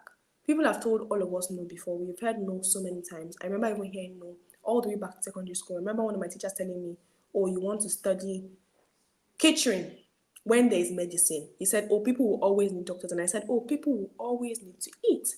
So no matter what it is you choose to pursue in this life, there is relevance and there is importance for it. So don't let people tell you no. Only you just have to define what you want as a person and go after it. And even when you're not where you want to be yet, you have to look back and see your progress. And when it comes to telling our story as Africans through food, we have to be authentic, we have to portray excellence, and we have to keep learning. Those would be really, really, really my top tips. And I think if we go to the next slide, we're open for questions. Thank you so much, everyone. Thank you so much, Chef Moyo. That was so insightful. I learned a lot. I took some notes as well. I love how you said, Chef, food is more than eating. A lot of people don't actually think about that. They just say, food should satisfy my hunger, and that is it. But it's an experience. I love what you said, storytelling. It's storytelling. And be passionate about what you do. Education is important. Know your onions. If you're going to tell someone about it, it's important. Which Chef Amaka also mentioned, education. Education is so important. Strive for excellence. I love that you said that. Be daring. Push yourself out of your comfort zone. Embrace the process. A lot of young chefs coming up just want to arrive. We have that a lot. But you said, when you were talking about being daring, you want to be known for something, but what are you looking for right now? Stay there, build up. So over time, you just embrace that process to be who you're actually called to be. And yeah, put yourself out there, jump into the deep, make the most of every opportunity that actually comes your way. Thank you so much. And we're just going to be taking a few questions. Um, okay, so what steps do you think are necessary to elevate Nigerian cuisine to a global stage? Thank you for that question. And I'll say the first thing is knowing the cuisine. Just because you're Nigerian does not mean you know Nigerian food or Nigerian cuisine. Our cuisines True. are so vast. Very true. So the first step is get to know the cuisine, and then with your culinary background or your training, you can now bring the two together. And Chef Amaka spoke about advocacy, and I completely agree. We have to talk about who we are. Yes, our work will speak for us, but we need to share the beauty and bounty of our cuisine and ingredients. And one of the ways to do that is through collaboration. So you might be working on your own, but sometimes you need to come together with people, come together with organizations, and amplify your voice so that people can see what it is that you're doing. You can choose however method you want to stay, fine dining, buffets. It doesn't matter whichever expression you choose. But the goal is really that you're able to amplify what you do. You're able to share it with others, you're able to get feedback and keep improving. Okay. Thank you so much. If you could share 5 tips on running a successful business, what would they be? Hmm. Running a business in this now Nigeria is not for the Not for the week. not. It's really not. But my top tips, the first one would be don't neglect your financials. Especially as people that come from the food industry and we want to be in business. Sometimes it's just easy to not worry about that side. Oh, don't worry, I'll do it later. Keep good records every single month. Do your VAT, do your financials, know where the money is going to in your business. The second one I would say is have a good team. It's better to know that you have 2 good people and you have 10 people that are not really doing much for you. Invest in having a good team, train your team, and make sure you're able to work together with them. Make them feel valued and like an important part of your um, organization. And to exemplify that, we have something called the Women of Atije, which is our fully female kitchen team. And there's something about advocacy and speaking about what you do that makes people feel very empowered. So I've said financials, your team, and then the next thing I will say is you have to sell your market. You have to amplify. Nobody else is going to do it for you. You might think that, oh, your friends and your family will be the ones that will champion your business. They might or they might not. And even if they do, they cannot do it all the time. So you have to sell your market, put yourself out there, apply for grants, apply for competitions, just keep promoting your brand and what it is that you do. And then I'll also say know your onions. As I said earlier, know the you can be a business owner and you don't know the everyday runnings of your business. Things will escape from you. There will be thefts, things will go That's missing, clients will be unsatisfied. So know your craft down to the T so that you can be involved. And the final thing I will say is show empathy. Nigeria is hard. People are going through a lot. As much as you want to run your business and be successful, be kind to people around you. Let your business be something that evokes, love and joy from people. So tell your story, but also be kind. You never know, how far a single act of kindness can take you. Yeah. Thank you so much. So just a recap, financials, to have a financial structure. Your team, have an amazing team. Sell your market, put yourself out there, know your onions, and show empathy. Thank you so much. And the last question, what were some of the biggest challenges you faced in your career and how did you overcome them? That's a very deep question. Let me just say the one I can remember now. Some of the biggest challenges. So the culinary industry is very, very consuming, right? It's a lot. If you're working in professional kitchens, it consumes your whole life, right? And Yes. it was a lot for me, but I just had to keep pushing through. And then the next thing, the next challenging part was now translating my passion into business, because I just want to, when you're just like, I'm a chef, I just want to cook. I don't want to do all Yeah. this financial, I don't want to do marketing, I just want to be in the kitchen, I but don't want having that to, stress. yes, you're like, please, like, can you guys just book so that I don't have to think about all these things? Just come, right? And as an entrepreneur, you're wearing so many hats. You're the chef, you're the sommelier, you're in service, you're in kitchen, you're thinking about, oh, there's no water, oh, gas has finished, oh, we need to buy pot, oh, we need, like, your mind is in so many places. So really just trying to balance that out. And I like to be a very organized person, so it can be very stressful for me sometimes. But I really learned to just, keep writing lists. I can wake up at 2 a.m. and I'm typing because I'm like, okay, I don't want to forget this thing now. So just keep writing your list, keep writing things down so that you don't forget in the moment. Everything should be in a list so that you don't forget. Because you don't want to get to a client's house and like, hey, we did not bring the ice cream. Oh, I saw the ice cream is in the freezer. You don't want to forget anything. So that's really it from me. Okay, thank you so much. And so you said the last one, be detailed, and that also translates to striving for excellence. Don't just do things. Okay, so if you go to someone's and you forgot the ice cream, then what happens? Stress. The stress you were trying to avoid, you brought it upon yourself because you weren't detailed enough. Yeah. So thank you so much, Chef Moyo. This has been so insightful, and I'm sure our listeners are so grateful that you came on. A Plus Agency is definitely so grateful. So thank you so much. Enjoy the rest of your day. You too. Bye. Bye.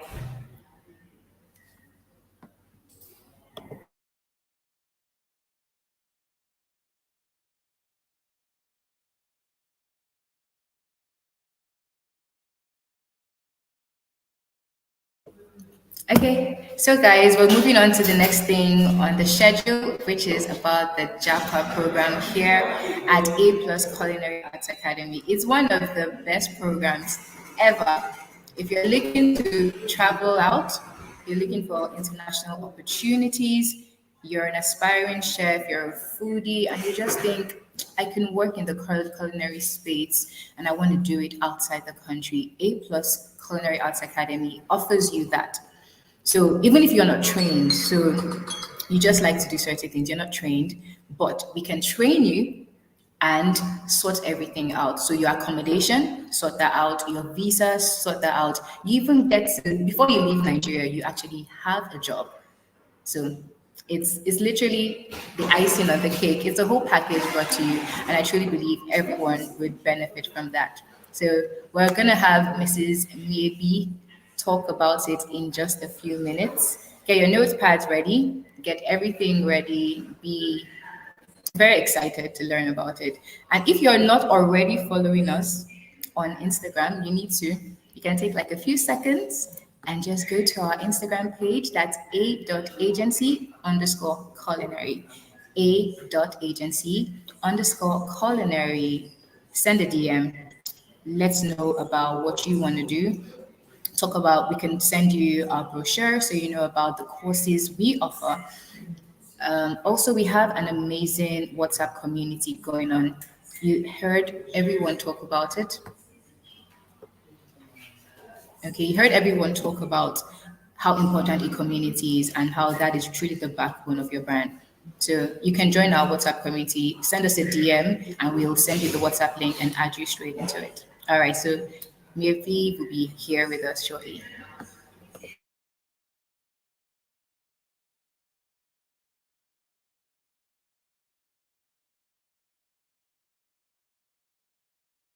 Culinary visionary transforming African cuisine on the global stage. Renowned as a novel chef and culinary innovator, Ikenna blends tradition with modernity in what he calls African avant-garde cuisine. Grounded in his Nigerian heritage and enriched by global experience, Chef Ikenna honed his skills at Reddish Culinary School in Lagos, under the mentorship of renowned chefs Kensi and Binta.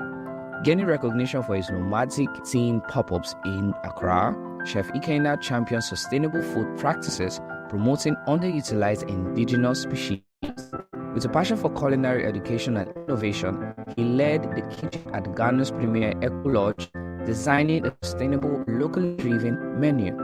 His impact extends globally, from international food festivals, co-authoring the Contemporary African Kitchen, highlighting West African cuisine. Currently, as the executive chef at Insomnam in Accra, Chef Ikenna Bob Manuel continues to push the boundaries of African gastronomy. Join us as we celebrate chefs like Chef Ikenna, who is leading the future of African cuisine.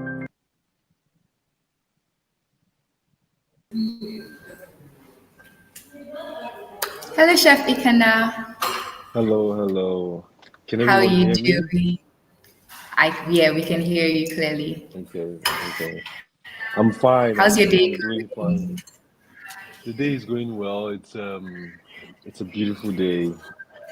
Yeah. Amazing, amazing.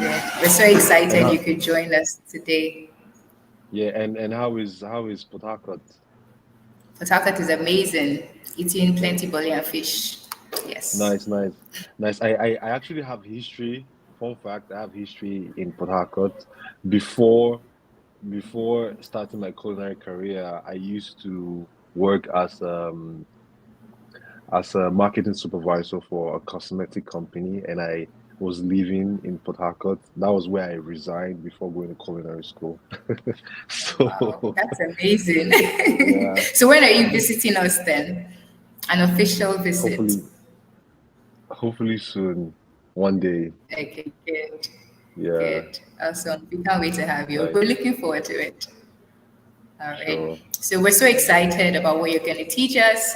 Everyone was buzzing, like, oh my gosh, she's going to be here. So we're too excited. Thank you so much for Yeah. this opportunity. All right. So we'll go right into it when you're ready. Okay. So thank you again, for the opportunity to, um, yeah, I'm ready. Okay, so thank you again for the opportunity to, be part of this symposium. It's been, um, can everyone hear me? Please, if you can hear me, you can send a message on the chat, please.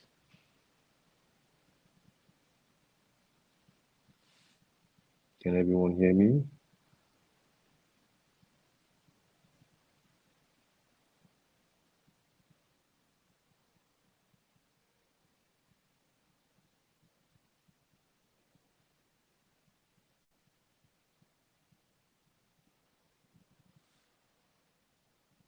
Hello? Hello, hello, hello, hello.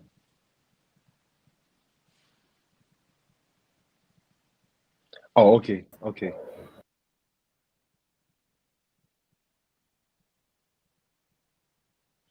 Okay, thank you.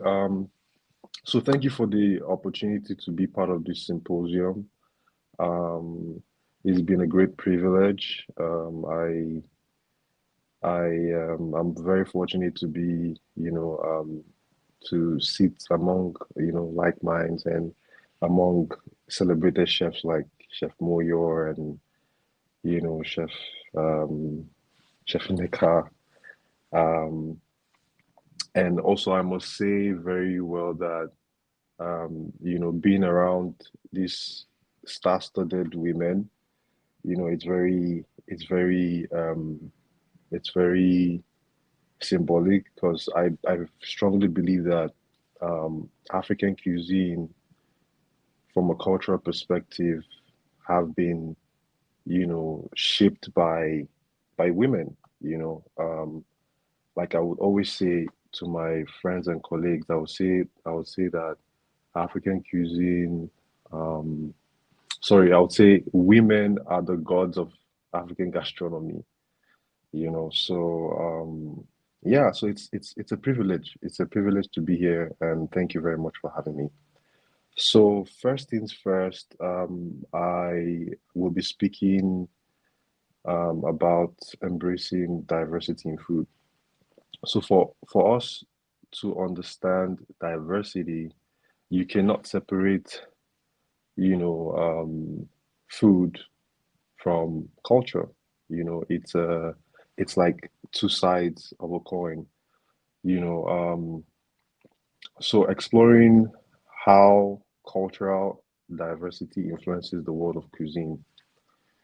So first, what is culinary diversity? Culinary diversity is it refers to varieties of cooking styles, ingredients, and tradition that comes from different cultures around the globe. So for us to understand diversity, we also need to understand um, different cultures and their culinary styles, culinary, their ingredients, their tradition. It's very, very important. Now, why is it important? It's important because it reflects culinary heritage and identity. It encourages creativity in the culinary world. It fosters understanding and appreciation for different culinary cultures. So, like as a culinary school, as when you go to culinary school, what you're being taught is you're taught different, cuisines, around the world. It's very, very important that as an aspiring chef, you want to have an understanding of, global cuisine. It is very, very, very important for young and aspiring chefs to understand that you need to know, the Asian cuisine. You need to, because trust me, like the world is diverse, you know. Without diversity, I don't think life will be interesting, So it's very, very important that we understand these different, culinary traditions around the globe, etc. Now, the next one is the evolution of food through migration. So, understanding diversity in food, we also need to understand um, the evolution of food through migration. If you look at history, and this is about food history, you need to also understand the history of cuisines, origins of flavor, etc.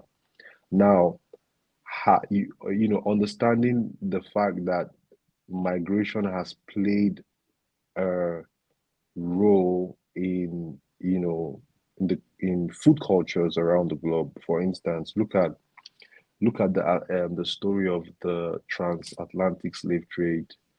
The transatlantic slave trade, impacted the cuisine of the Caribbean, the cuisine of America, North America, and also Southern America. So if you go, for instance, most of the cuisine in Brazil, in the Caribbean, Jamaica, they have very strong influence, they have very strong influence in the countries of, you know, sorry, they have very strong influence from West Africa. And, um, looking at, if you go to Brazil, you see things like acarajé, which is heavily influenced from, Nigeria, akara. And also you can tell that these slaves that were taken from West Africa to, this part of the world carried their culture, carried, some of their ingredients, some of the seeds, which they, when they got there, they had to plant. And, they understood that their culture had to be preserved, So it's very fascinating to also understand that, you know, um, when you're talking about, culinary diversity, or, diversity in food, it's very, very, important to understand this aspect, that how migration has played, and also look at migration from the standpoint of colonialism. Colonialism also brought about, their own culture. For instance, I grew up eating cornflakes, cereals like cornflakes, you know, the Irish potatoes, all these things. So colonialism, and I would say, um, um, colonialism and, the transatlantic slave trade had also played, a role in the evolution, you know, of the cuisine that we have today presently. So the next one is understanding regional cuisine. It's very, very important that we understand um, regional cuisines around the globe. If you're talking about diversity, it's very, very important to know that, for instance, in Italian cuisine you have a dish like ragu, and also you have a dish like bolognese. These are regional cuisines, but these are cuisines that are very similar but also regional. Or for instance, you have in West Africa you have Ghana jollof and also Nigerian jollof. You understand? So Ghana jollof is different. There's this whole war around Ghana jollof and Nigerian jollof. So it's different. It's the same ingredient, but different texture of the rice that is being used, to cook them. And also if you go to Senegal, they have their own rendition. So these are regional, you know, foods that you can that distinct from each other, but also they're the same. So I think it's also very important when you're talking about diversity of food. You need to pay attention to regional cuisines. How does what is this ingredient that is known for this particular region? For instance, wache, which is very Ghanaian, is distinct to Ghana. There is no other West African country you go to and you find wachi. It is very authentic. It's a very, very authentic Ghanaian, way of cooking, of eating rice and beans, wachi. And even that same rice and beans, if you go to the Caribbean, for instance, Jamaica, you will find it. They call it rice and peas. So it's understanding how this how like understanding the differences, and how all these cuisine are very similar regardless of their how do I put it, their proximity. But there's a connection that these cuisines have. So understanding regional cuisines is very, very important. And also Europe, regional specificity, um, French food cuisine, um, Italian simplicity, Spanish tapas, etc. And also Africa has a strong resilience on indigenous ingredients like cassava, millet. So also understanding all these things helps us to give us a perspective on regional cuisine. The Americas. Okay, so slide 5. The role of ingredients in diversity. So I think it's very, very important that ingredients, play a very, a role in, in cuisine, because also ingredients tells a story. How do you know a people, certain type of people or culture are intertwined together is the ingredients. For instance, when you're talking about West African cuisine, you know that when you go to Ghana you see prekese. When you go to Nigeria, it's called uyayak. you know um, when you go to like in West Africa, we use zobolo. If you go to the Sahel, they also use hibiscus too as well. So all these things is very, very important to understand. That ingredients play a very, very, integral role when it comes to food diversity. You know the ingredients and you know where it's from. The ingredients tells the story, so it's important. And also spices and seasonings. Spices like saffron, in the Spanish paella, turmeric in Indian cuisine, chili in Mexican food, country onions in West Africa and Central Africa. So country onions is also a spice. It's one of the underutilized spices that we have. It's one of my favorite spices to cook with. It's a spice that has so much robust flavor. And you can use it as a seasoning. For your soups, etc. And slide 6, food as a cultural identity. Um, Many cultures celebrate their heritage with specific foods during festivals and ceremony. Lunar, the Lunar New Year, dumplings in China, Diwali, Indian sweets, Thanksgiving, the turkey in the US, Homowo Festival in Ghana. So Homowo Festival is a festival that is celebrated in Ghana. Homowo simply means we kicked out hunger. So the festivals came about a time where there was famine in Ghana, and it was a period where people had to bring out their food to celebrate. you know Sorry, hold on. Where is this going on? Sorry.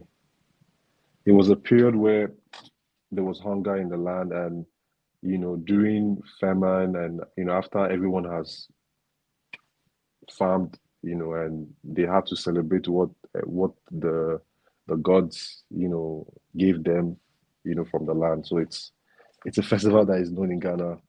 I don't know so much detail of that story, but I think it's one of those festivals in Ghana that um, is known for celebrating food culture and heritage. And also the New Yam Festival from the southeastern part. If you are from the southeastern part of Nigeria, we know about the New Yam Festival that we all celebrate. Um, Also comfort food. Every culture has um, comfort food tied to childhood and special memories, such as pasta in Italy, ofo in Vietnam, wache in Ghana, ugali, in Eastern Africa, pap from Southern Africa. Um, yeah, and the next one is sustainability and ethical diversity in food. Sustainable practices from various cultures. Indigenous communities have often practiced sustainable farming and fishing. We cannot talk about food diversity in food without talking about sustainability. Sustainability is simply appreciating what is around you. Sustainability is, using what is around you, making, being a custodian of what is around you. So as a chef, I think, it's very, very important to, share the light on, sustainability, and like what, um, you know, um, Chef Moyo, spoke about, and, her style of cooking and etc. You can tell like she's one of those chefs who are championing, using seasonal ingredients, to cook. And also, it's as a chef, it's very, very important for us to, shift our paradigm, if we are to cook sustainably, we need to shift our paradigm to the produce. How do I put it? We need to shift our paradigm using the produce that has to do with our culture, that has to using produce that you grew up with. Like for instance, starting my career as a chef, from culinary school, I had my first classes that I had were, in Italian cuisine and all these global cuisines. And for me, I was like, okay, growing up, I was fortunate to, live in different parts of West Africa, and I grew up eating different types of food. I grew up eating Cameroonian food because my mom, was born and raised in Cameroon. So all these influences, being in culinary school, and not, it was a lot of food were like culture shocks to me. The fact that you would be cooking food and you just, pour cream inside the food, and you just call that food. So those foods were a culture shock to me, and for me it was much more, around trying to, okay, I'm like, what about the food that I grew up with? What about the wachi that I ate in Ghana growing up? What about the dole that my grandmother, would cook, for us growing up? So I think it's very, very important as chefs that we need to, think sustainably when it comes to appropriating our culture to, how we cook, and also sustainably when it comes to using what grows around you, etc. The next one is adapting traditional methods to modern needs.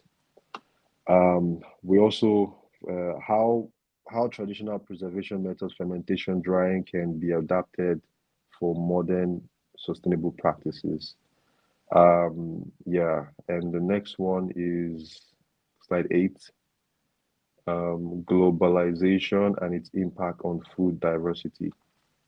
Obviously, like I mentioned previously, I mentioned about colonialism and its impact, on food, especially African cuisine today, or the food around the globe. Um, Positive effects of globalization: access to global ingredients and dishes, increased culinary exchange and fusion. So some of the fusion food that we see today, like Afro fusion, etc., they are all as a result of global impact or food diversity. Challenges: homo homogenization of flavors, loss of regional ingredients and traditions. So the challenges about globalization when it comes to food diversity is the fact that some cultures get to lose their ingredients and culinary traditions. And with chefs like Chef Binta, who is also championing um, Fulani cuisine, and chefs like Moyo, who's promoting Nigerian cuisine around the globe. Um, it's really very important for us to know that you know as chefs, as aspiring chefs, we we have to take it as a responsibility. It's our responsibility. Nobody can tell our story if not us Africans, you know. And um and I'm also very, privileged to be one, of the chefs who, are also telling my story, you know, and it's fascinating to see it, and it's also very important for young chefs to understand, learn about local ingredients, learn about culinary tradition, learn about the cuisine that of where you are from, etc.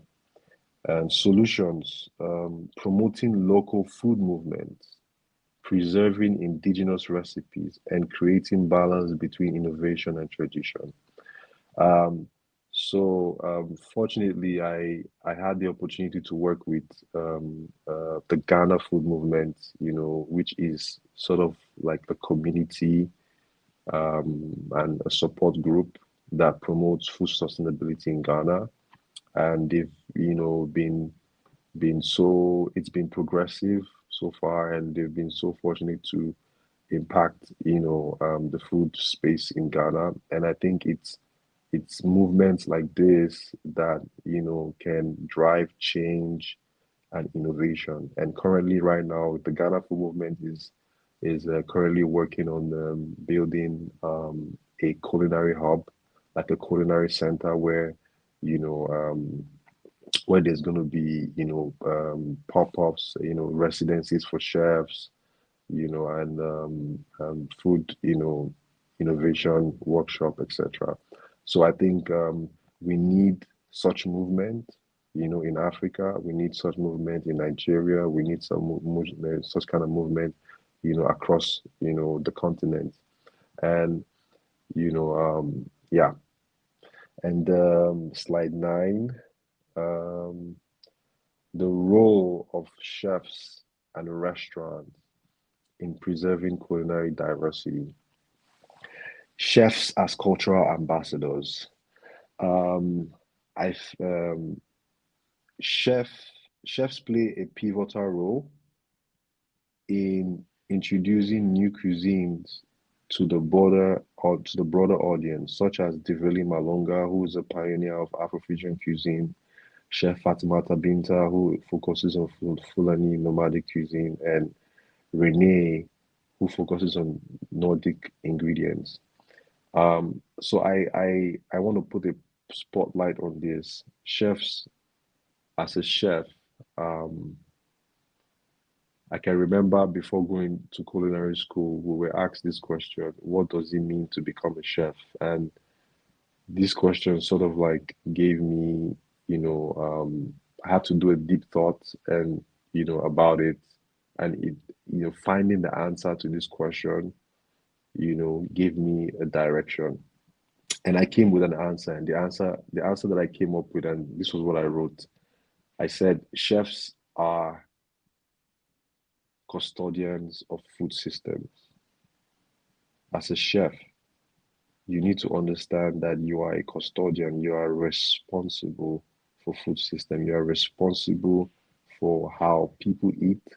You are responsible for people's stomachs. You are responsible also for the environment. Because also being a chef, it surpasses just being within the four walls of a kitchen. Being a chef, you can be able to impact food in general. You can be able to impact how people farm. There's a lot of hats, you wear as a chef. So we need to understand that we are cultural ambassadors. We are cultural ambassadors first. And restaurants as cultural bridges, fusion restaurants and eatery dedicated to specific ethnic cuisines foster cultural exchange and understanding. Now, like I mentioned earlier, the chefs, Divili Malonga, who is, one of those chefs that I've actually looked up to, early when I started, my career. And, he runs a restaurant in Kigali, which is an Afrofusion restaurant, Meza Malonga. I would really advise, that if you're a chef here on this platform, you also want to, check him out, follow him, look at his work. He's very, very fantastic, fantastic chef, and he's really, telling that African story through, his cuisine, and actually his restaurant is, is among the world's 50 best restaurants, and also Chef Fatimata Binta. Um, she also focuses. I've been so fortunate to, work with her. She's amazing. These are chefs who are, changing, the narrative when it comes to, cuisine. And like I must say, it's also very important that, you as a chef, having mentors, having people that you look up to, you know, sometimes you may not necessarily have the opportunity to work with your dream chef or a particular chef, but, being able to um, just follow them, admire their work, and, you know, just be inspired by chefs who are changing narrative is very, very key, you know. Um, so I move to the next one. 10, panel discussion Q&A. How can we celebrate diversity while preserving culinary traditions? Key discussion points: balancing modern trends and authenticity, promoting lesser known cuisine, and ethical sourcing and honoring cultural integrity.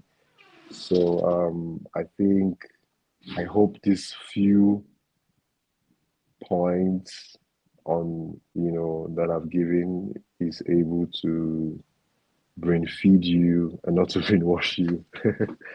And also thank you also for having me, A Culinary. If you have any questions, you would like to know, just let me know and I can answer.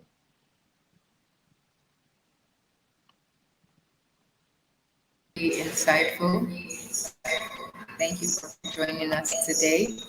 I love how you said when you were giving the comparison with jollof rice that you could basically give them the same ingredients, but like the Ghana jollof, it has a different rice texture and everything. But I think Chef Moyo also mentioned it that you can give two people or five people the exact same ingredients and they create something completely different. Why do you think that is?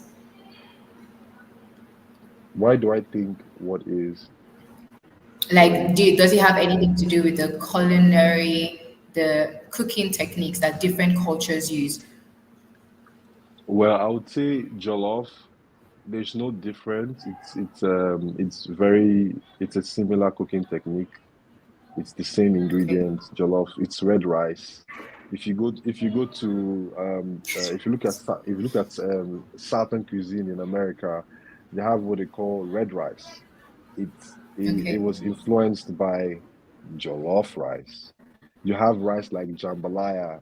It was influenced by jollof rice. It came from somewhere, you know. So I think it's the same ingredients, the same technique, because when you're cooking jollof, you steam. The only difference between Ghana jollof and Nigeria jollof is the texture of the rice. You know, um, that's you know, yeah, that's it. You know, Okay. All yeah, right. You also mentioned sustainability. So could you yeah. shed more light on that? Sustainability is for me, in a layman, I would say sustainability is just appreciating whatever that is around you. You know, Okay. sustainability from, I would say sustainability from the standpoint of food traditions, like, respecting food traditions, respecting ingredients, that grows around you, and also sustainability from also the cultural standpoint. What does your culture says about food? Every culture Yeah. has a language for food. For Mm-hmm. instance, um, um, Chef Moyo, and her cuisine, and her brand is Atije, so every culture has a language for food. So, whatever you need to find what your culture tells you about food. For instance, there's a symbolism, there is a symbolism that comes from the southeastern part of Nigeria called the CBD. All right, these are ancient symbolism that existed. Now, every of these symbols have their attributes to how we do life as a people, you know. So there is a symbol for food, which is, maybe you can, anyone on this platform can also research it. This the CBD symbol for food. It is called, the table is made for meat and drink. There are just writings and symbols that that ascribes to food. And also, if you come to Ghana as well, they have what they call the symbol of Sankofa. All right, Sankofa is Sankofa. The symbol signifies a bird that is facing forward, but the neck is at the back.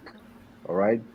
So, Okay. in a nutshell, it simply means it is good that you are able to take, you go back to the past and take the knowledge from the past and bring it to the present. So some of all these symbolisms in our culture that already exists in our culture tells us a story about how we can do food. You know, Sankofa That's true. Sankofa simply means, nostalgia. That's it. That's what, in a nutshell. But this is something that exists in our culture,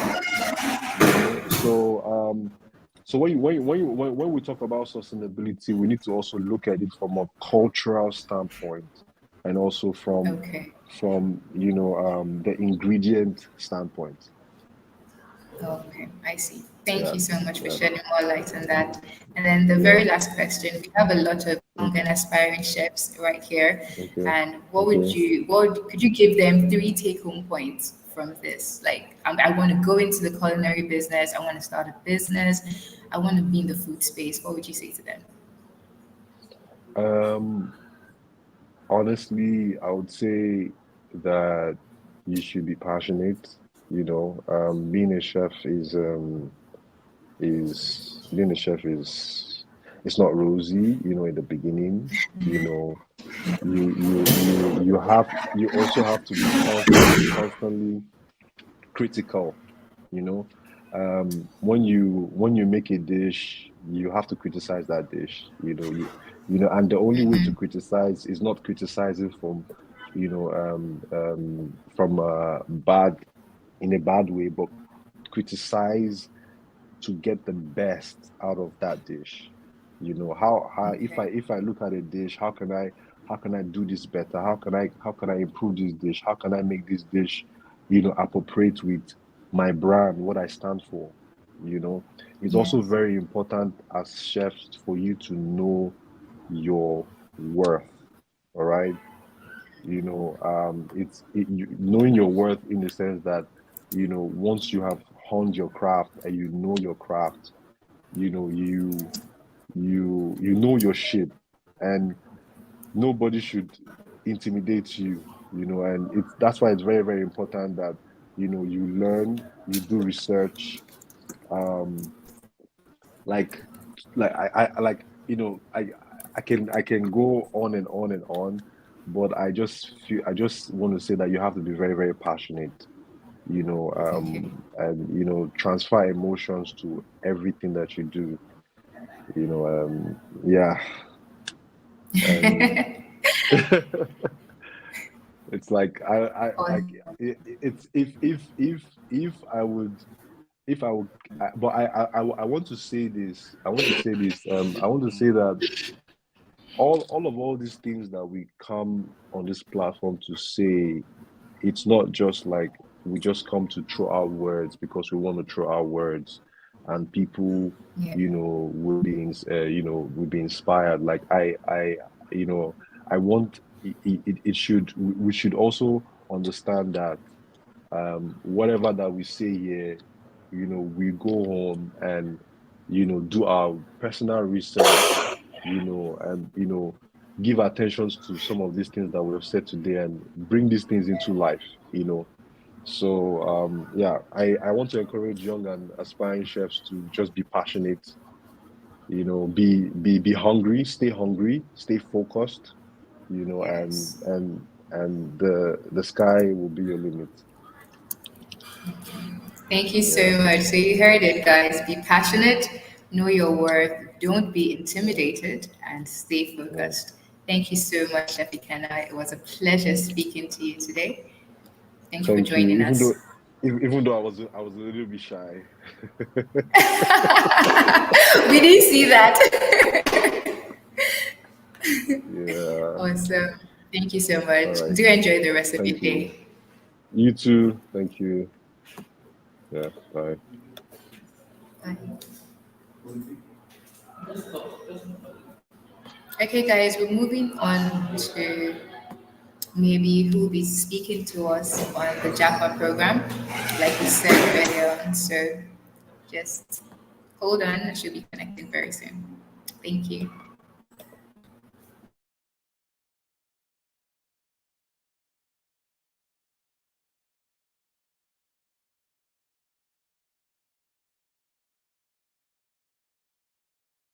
Hospitality management enthusiasts, I've got good news. The next Global Chef is back, but this time it's a virtual conference on September 12th and 13th. Sit back for an exciting lineup of culinary leaders who are shaping the future of global cuisine. First, we've got Chef Ikenna. He is a novel chef and culinary innovator renowned for his African avant-garde cuisine. With a deep-rooted passion for sustainable food practices and a background enriched by global experiences, Chef Ikenna is transforming African gastronomy from his restaurants in Accra, Ghana. Next, we've got Chef Chiamaka. She is an Afro-fusion chef, food entrepreneur, and aspiring culinary nutritionist. As the founder of Dish Layer Freak and leader of Chow with Amaka Experience, she combines rich African flavors with wellness-focused culinary experiences. Chef Chiamaka is also dedicated to community empowerment through body and mind wellness. Next, we've got Chef Moyo, the founder and head chef of the TJ Experience, which brings West African cuisine to the fine dining world. With prestigious global experience and accolades, including the winner of MasterCard's The Kitchen Nigeria, Chef Moyo crafts memorable dining experiences that celebrate Nigerian culture. Next, meet Dr. Mrs. Ibukun Adedayo, the founder of Today's Bookers, providers of the #1 African meal in Abuja, and she is one of the top realtors in Nigeria. Her expertise in food and business creates a perfect synergy. Finally, meet Abu Sidi Sadiq, also known as Chef B. She is bringing the twist to culinary services with Rent a Chef, where you hire top chefs providing you with fine dining at your doorstep. From your kitchen to your events, they have got you covered. Next Global Chef is dedicated to promoting African cuisine and showcasing culinary talent on the global stage. Do not miss these aspiring leaders sharing their expertise and vision. Register now to join us for this virtual journey.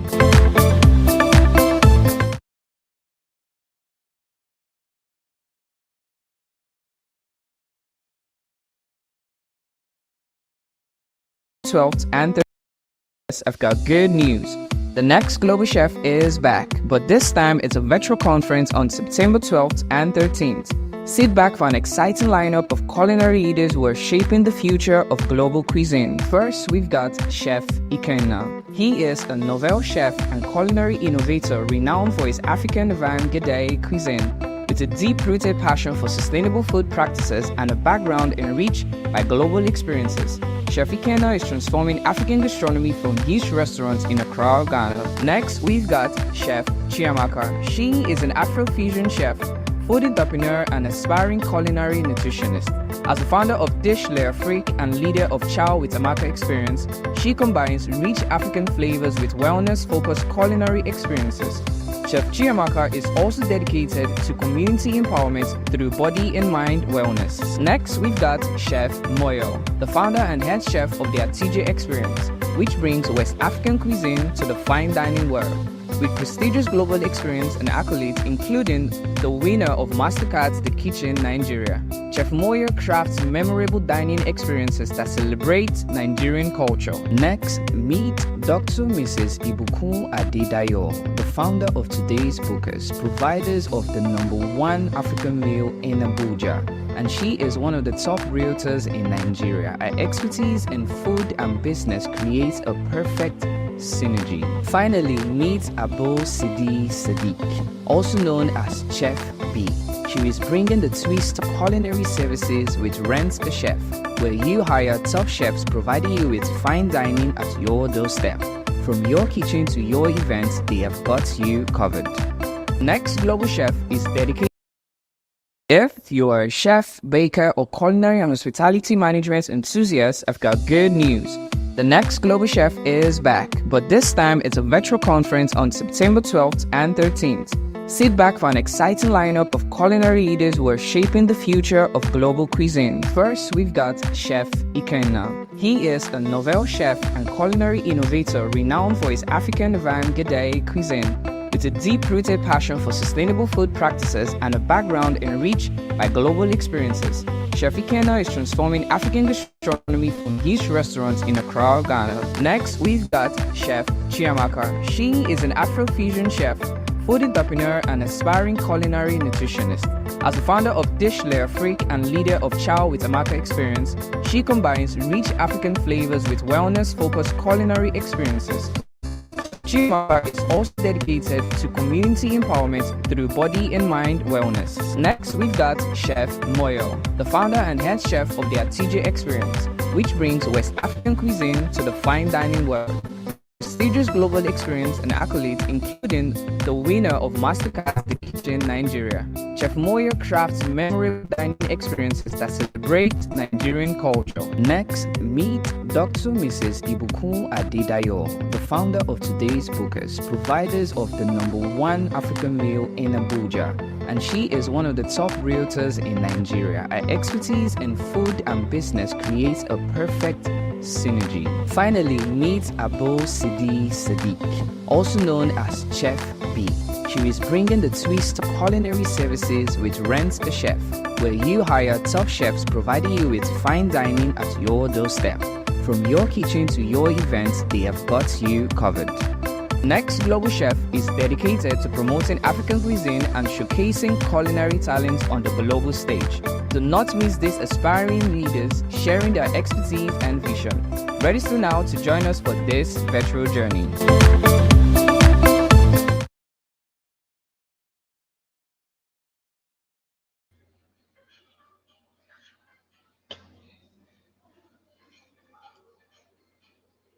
Hi everyone, good afternoon. Can you all hear me?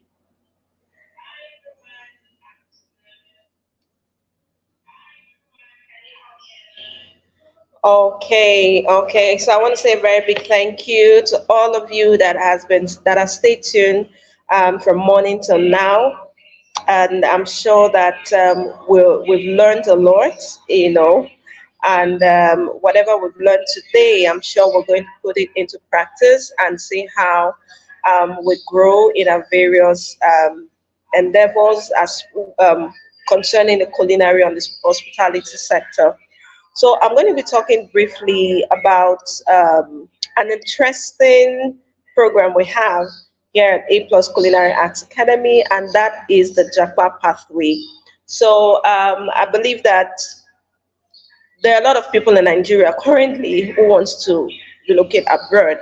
But one of the fears people have is I do not want to relocate abroad and get stranded. I want to be sure that there's a job readily available for me before I relocate abroad. And so that's why I'm going to be speaking to us this afternoon about the culinary and hospitality pathway to Germany. So, admin, please, can you just share the slide briefly?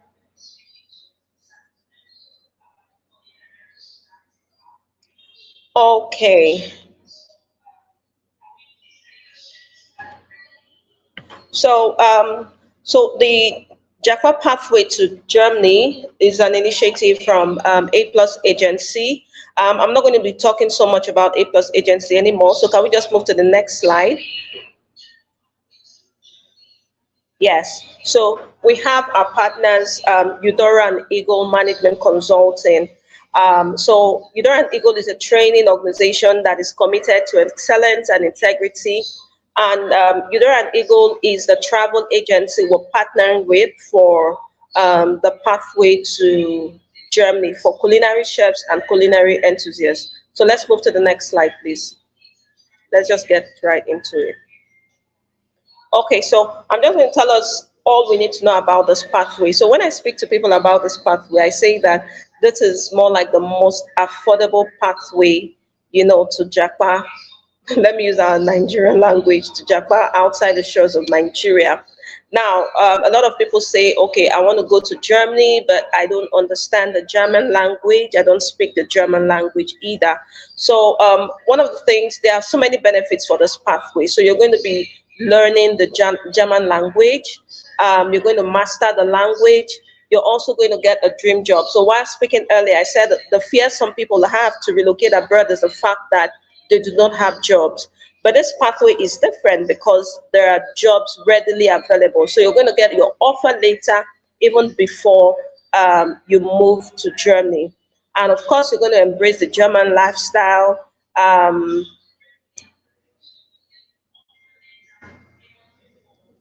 So aside that, this pathway is one pathway that gives you permanent residency in Germany as well. Can we move to the next slide, please?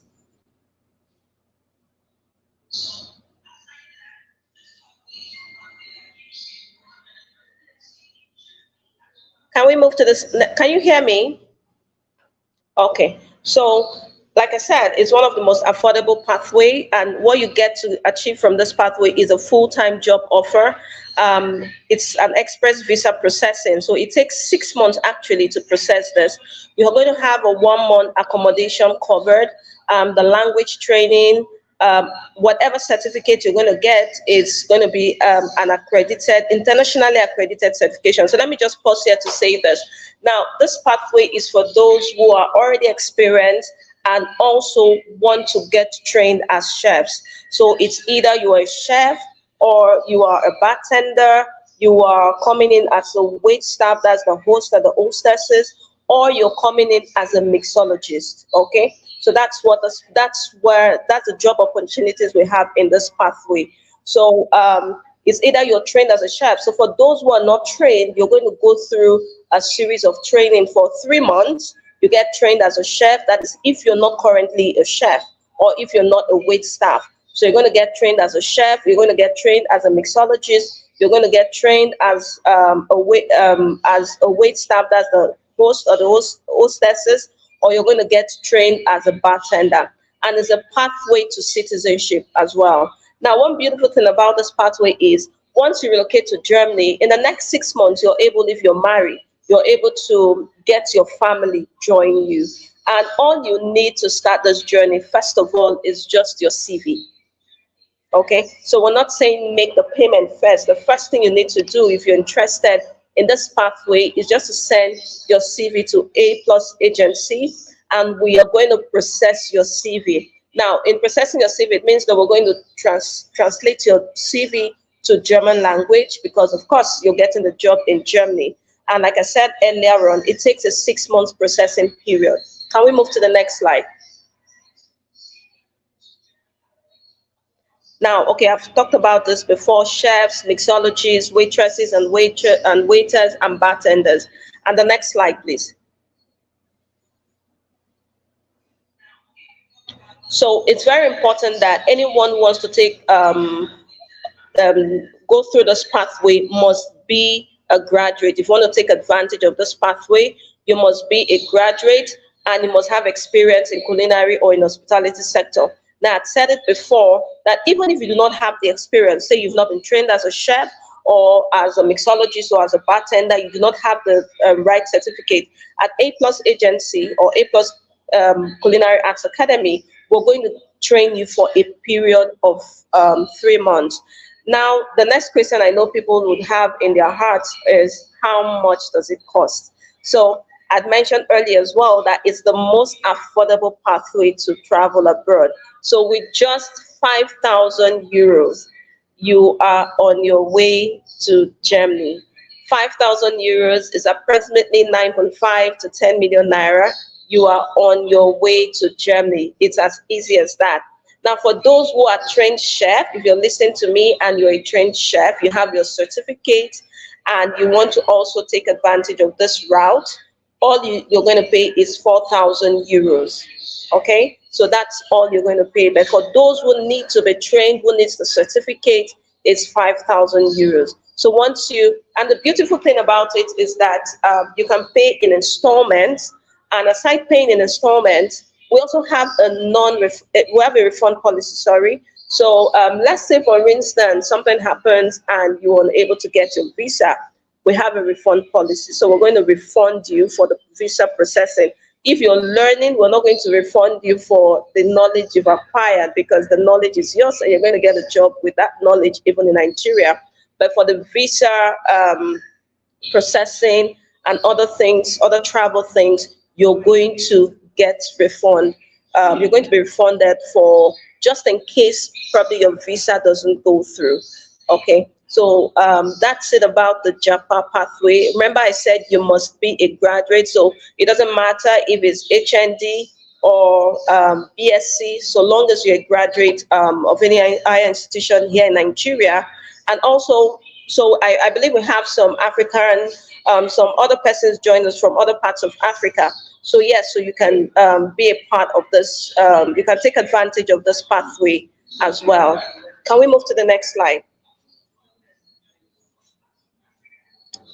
Now, so we're just going to look at the breakdown. So we have payments in 3 installments, 30, 40, and 30%. I've talked about how much the processing fee is and also the training fee. So you can just go through, you see 30% will be paid initially, 40% is paid when the job offer comes. So like I said earlier on, you're going to have the job. Okay, so you're not waiting, you're not going to get to Germany and then wait to get a job. You're going to have a job before you relocate to Germany. And one of the beautiful things about this pathway is that your employer, just in case you get a job, your employer is going to be bearing 50% of your relocation expenses. I think that's amazing. So your relocation expenses, let's say it's about 3,000 euros. Your employer is going to be taking care of 1,500 euros. Okay, and that's so beautiful. You understand? You're going to have 1 month free accommodation. So I would advise anyone that is looking to relocate abroad and to work in the culinary or hospitality sector of whatever country they want to relocate to take advantage of this pathway. Just to note that this does not include your international passport and flight fees. So somebody has asked me, okay, I do not have a passport, so are you going to make passport for us? No, we're not going to make passport for you, sorry. So you already have to have gotten your international passport before you think of going through this pathway. Can we move to the next slide?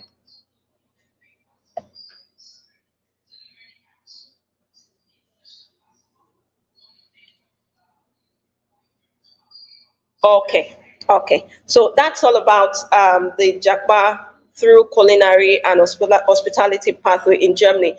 Some persons have also asked, is it just Germany? No, we still have the pathway for UK as well, but the one that is readily available now, where we have all the jobs, we have a whole lot of jobs for chefs, bartenders, mixologists, wait staff, is that of Germany. So I want to encourage every one of us, you're thinking of relocating, just reach us. After this, just send us a mail to our email, reach us, and then send your CV. Like I said earlier, the first thing is your CV. Send your CV. You must be a graduate, remember that, okay? And we'll help you get your dream job in Germany, and then you'll be on your way to growing your culinary journey internationally. So, do we have any questions?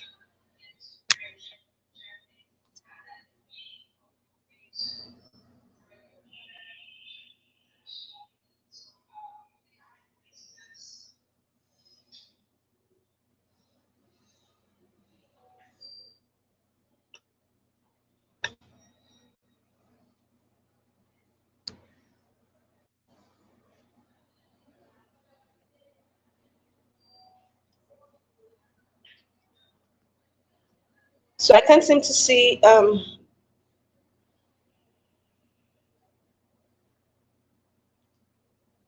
Okay. Does anyone have any question?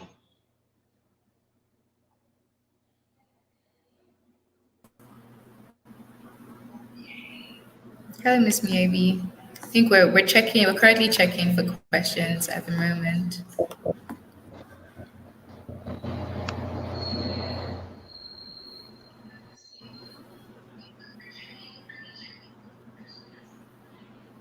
Okay, so a question.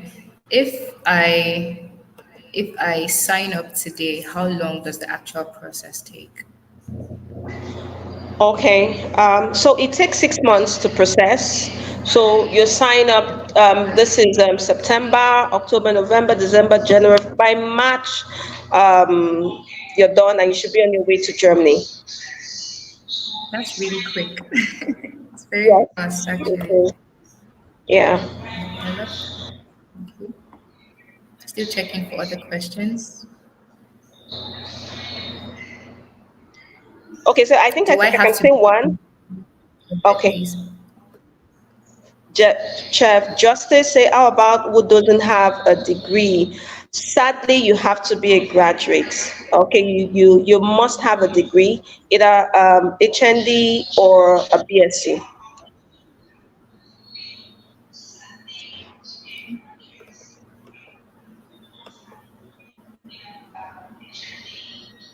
Okay, another question. Can I get training here at A Plus Culinary Arts Academy before leaving, or do I already have to be a trained chef?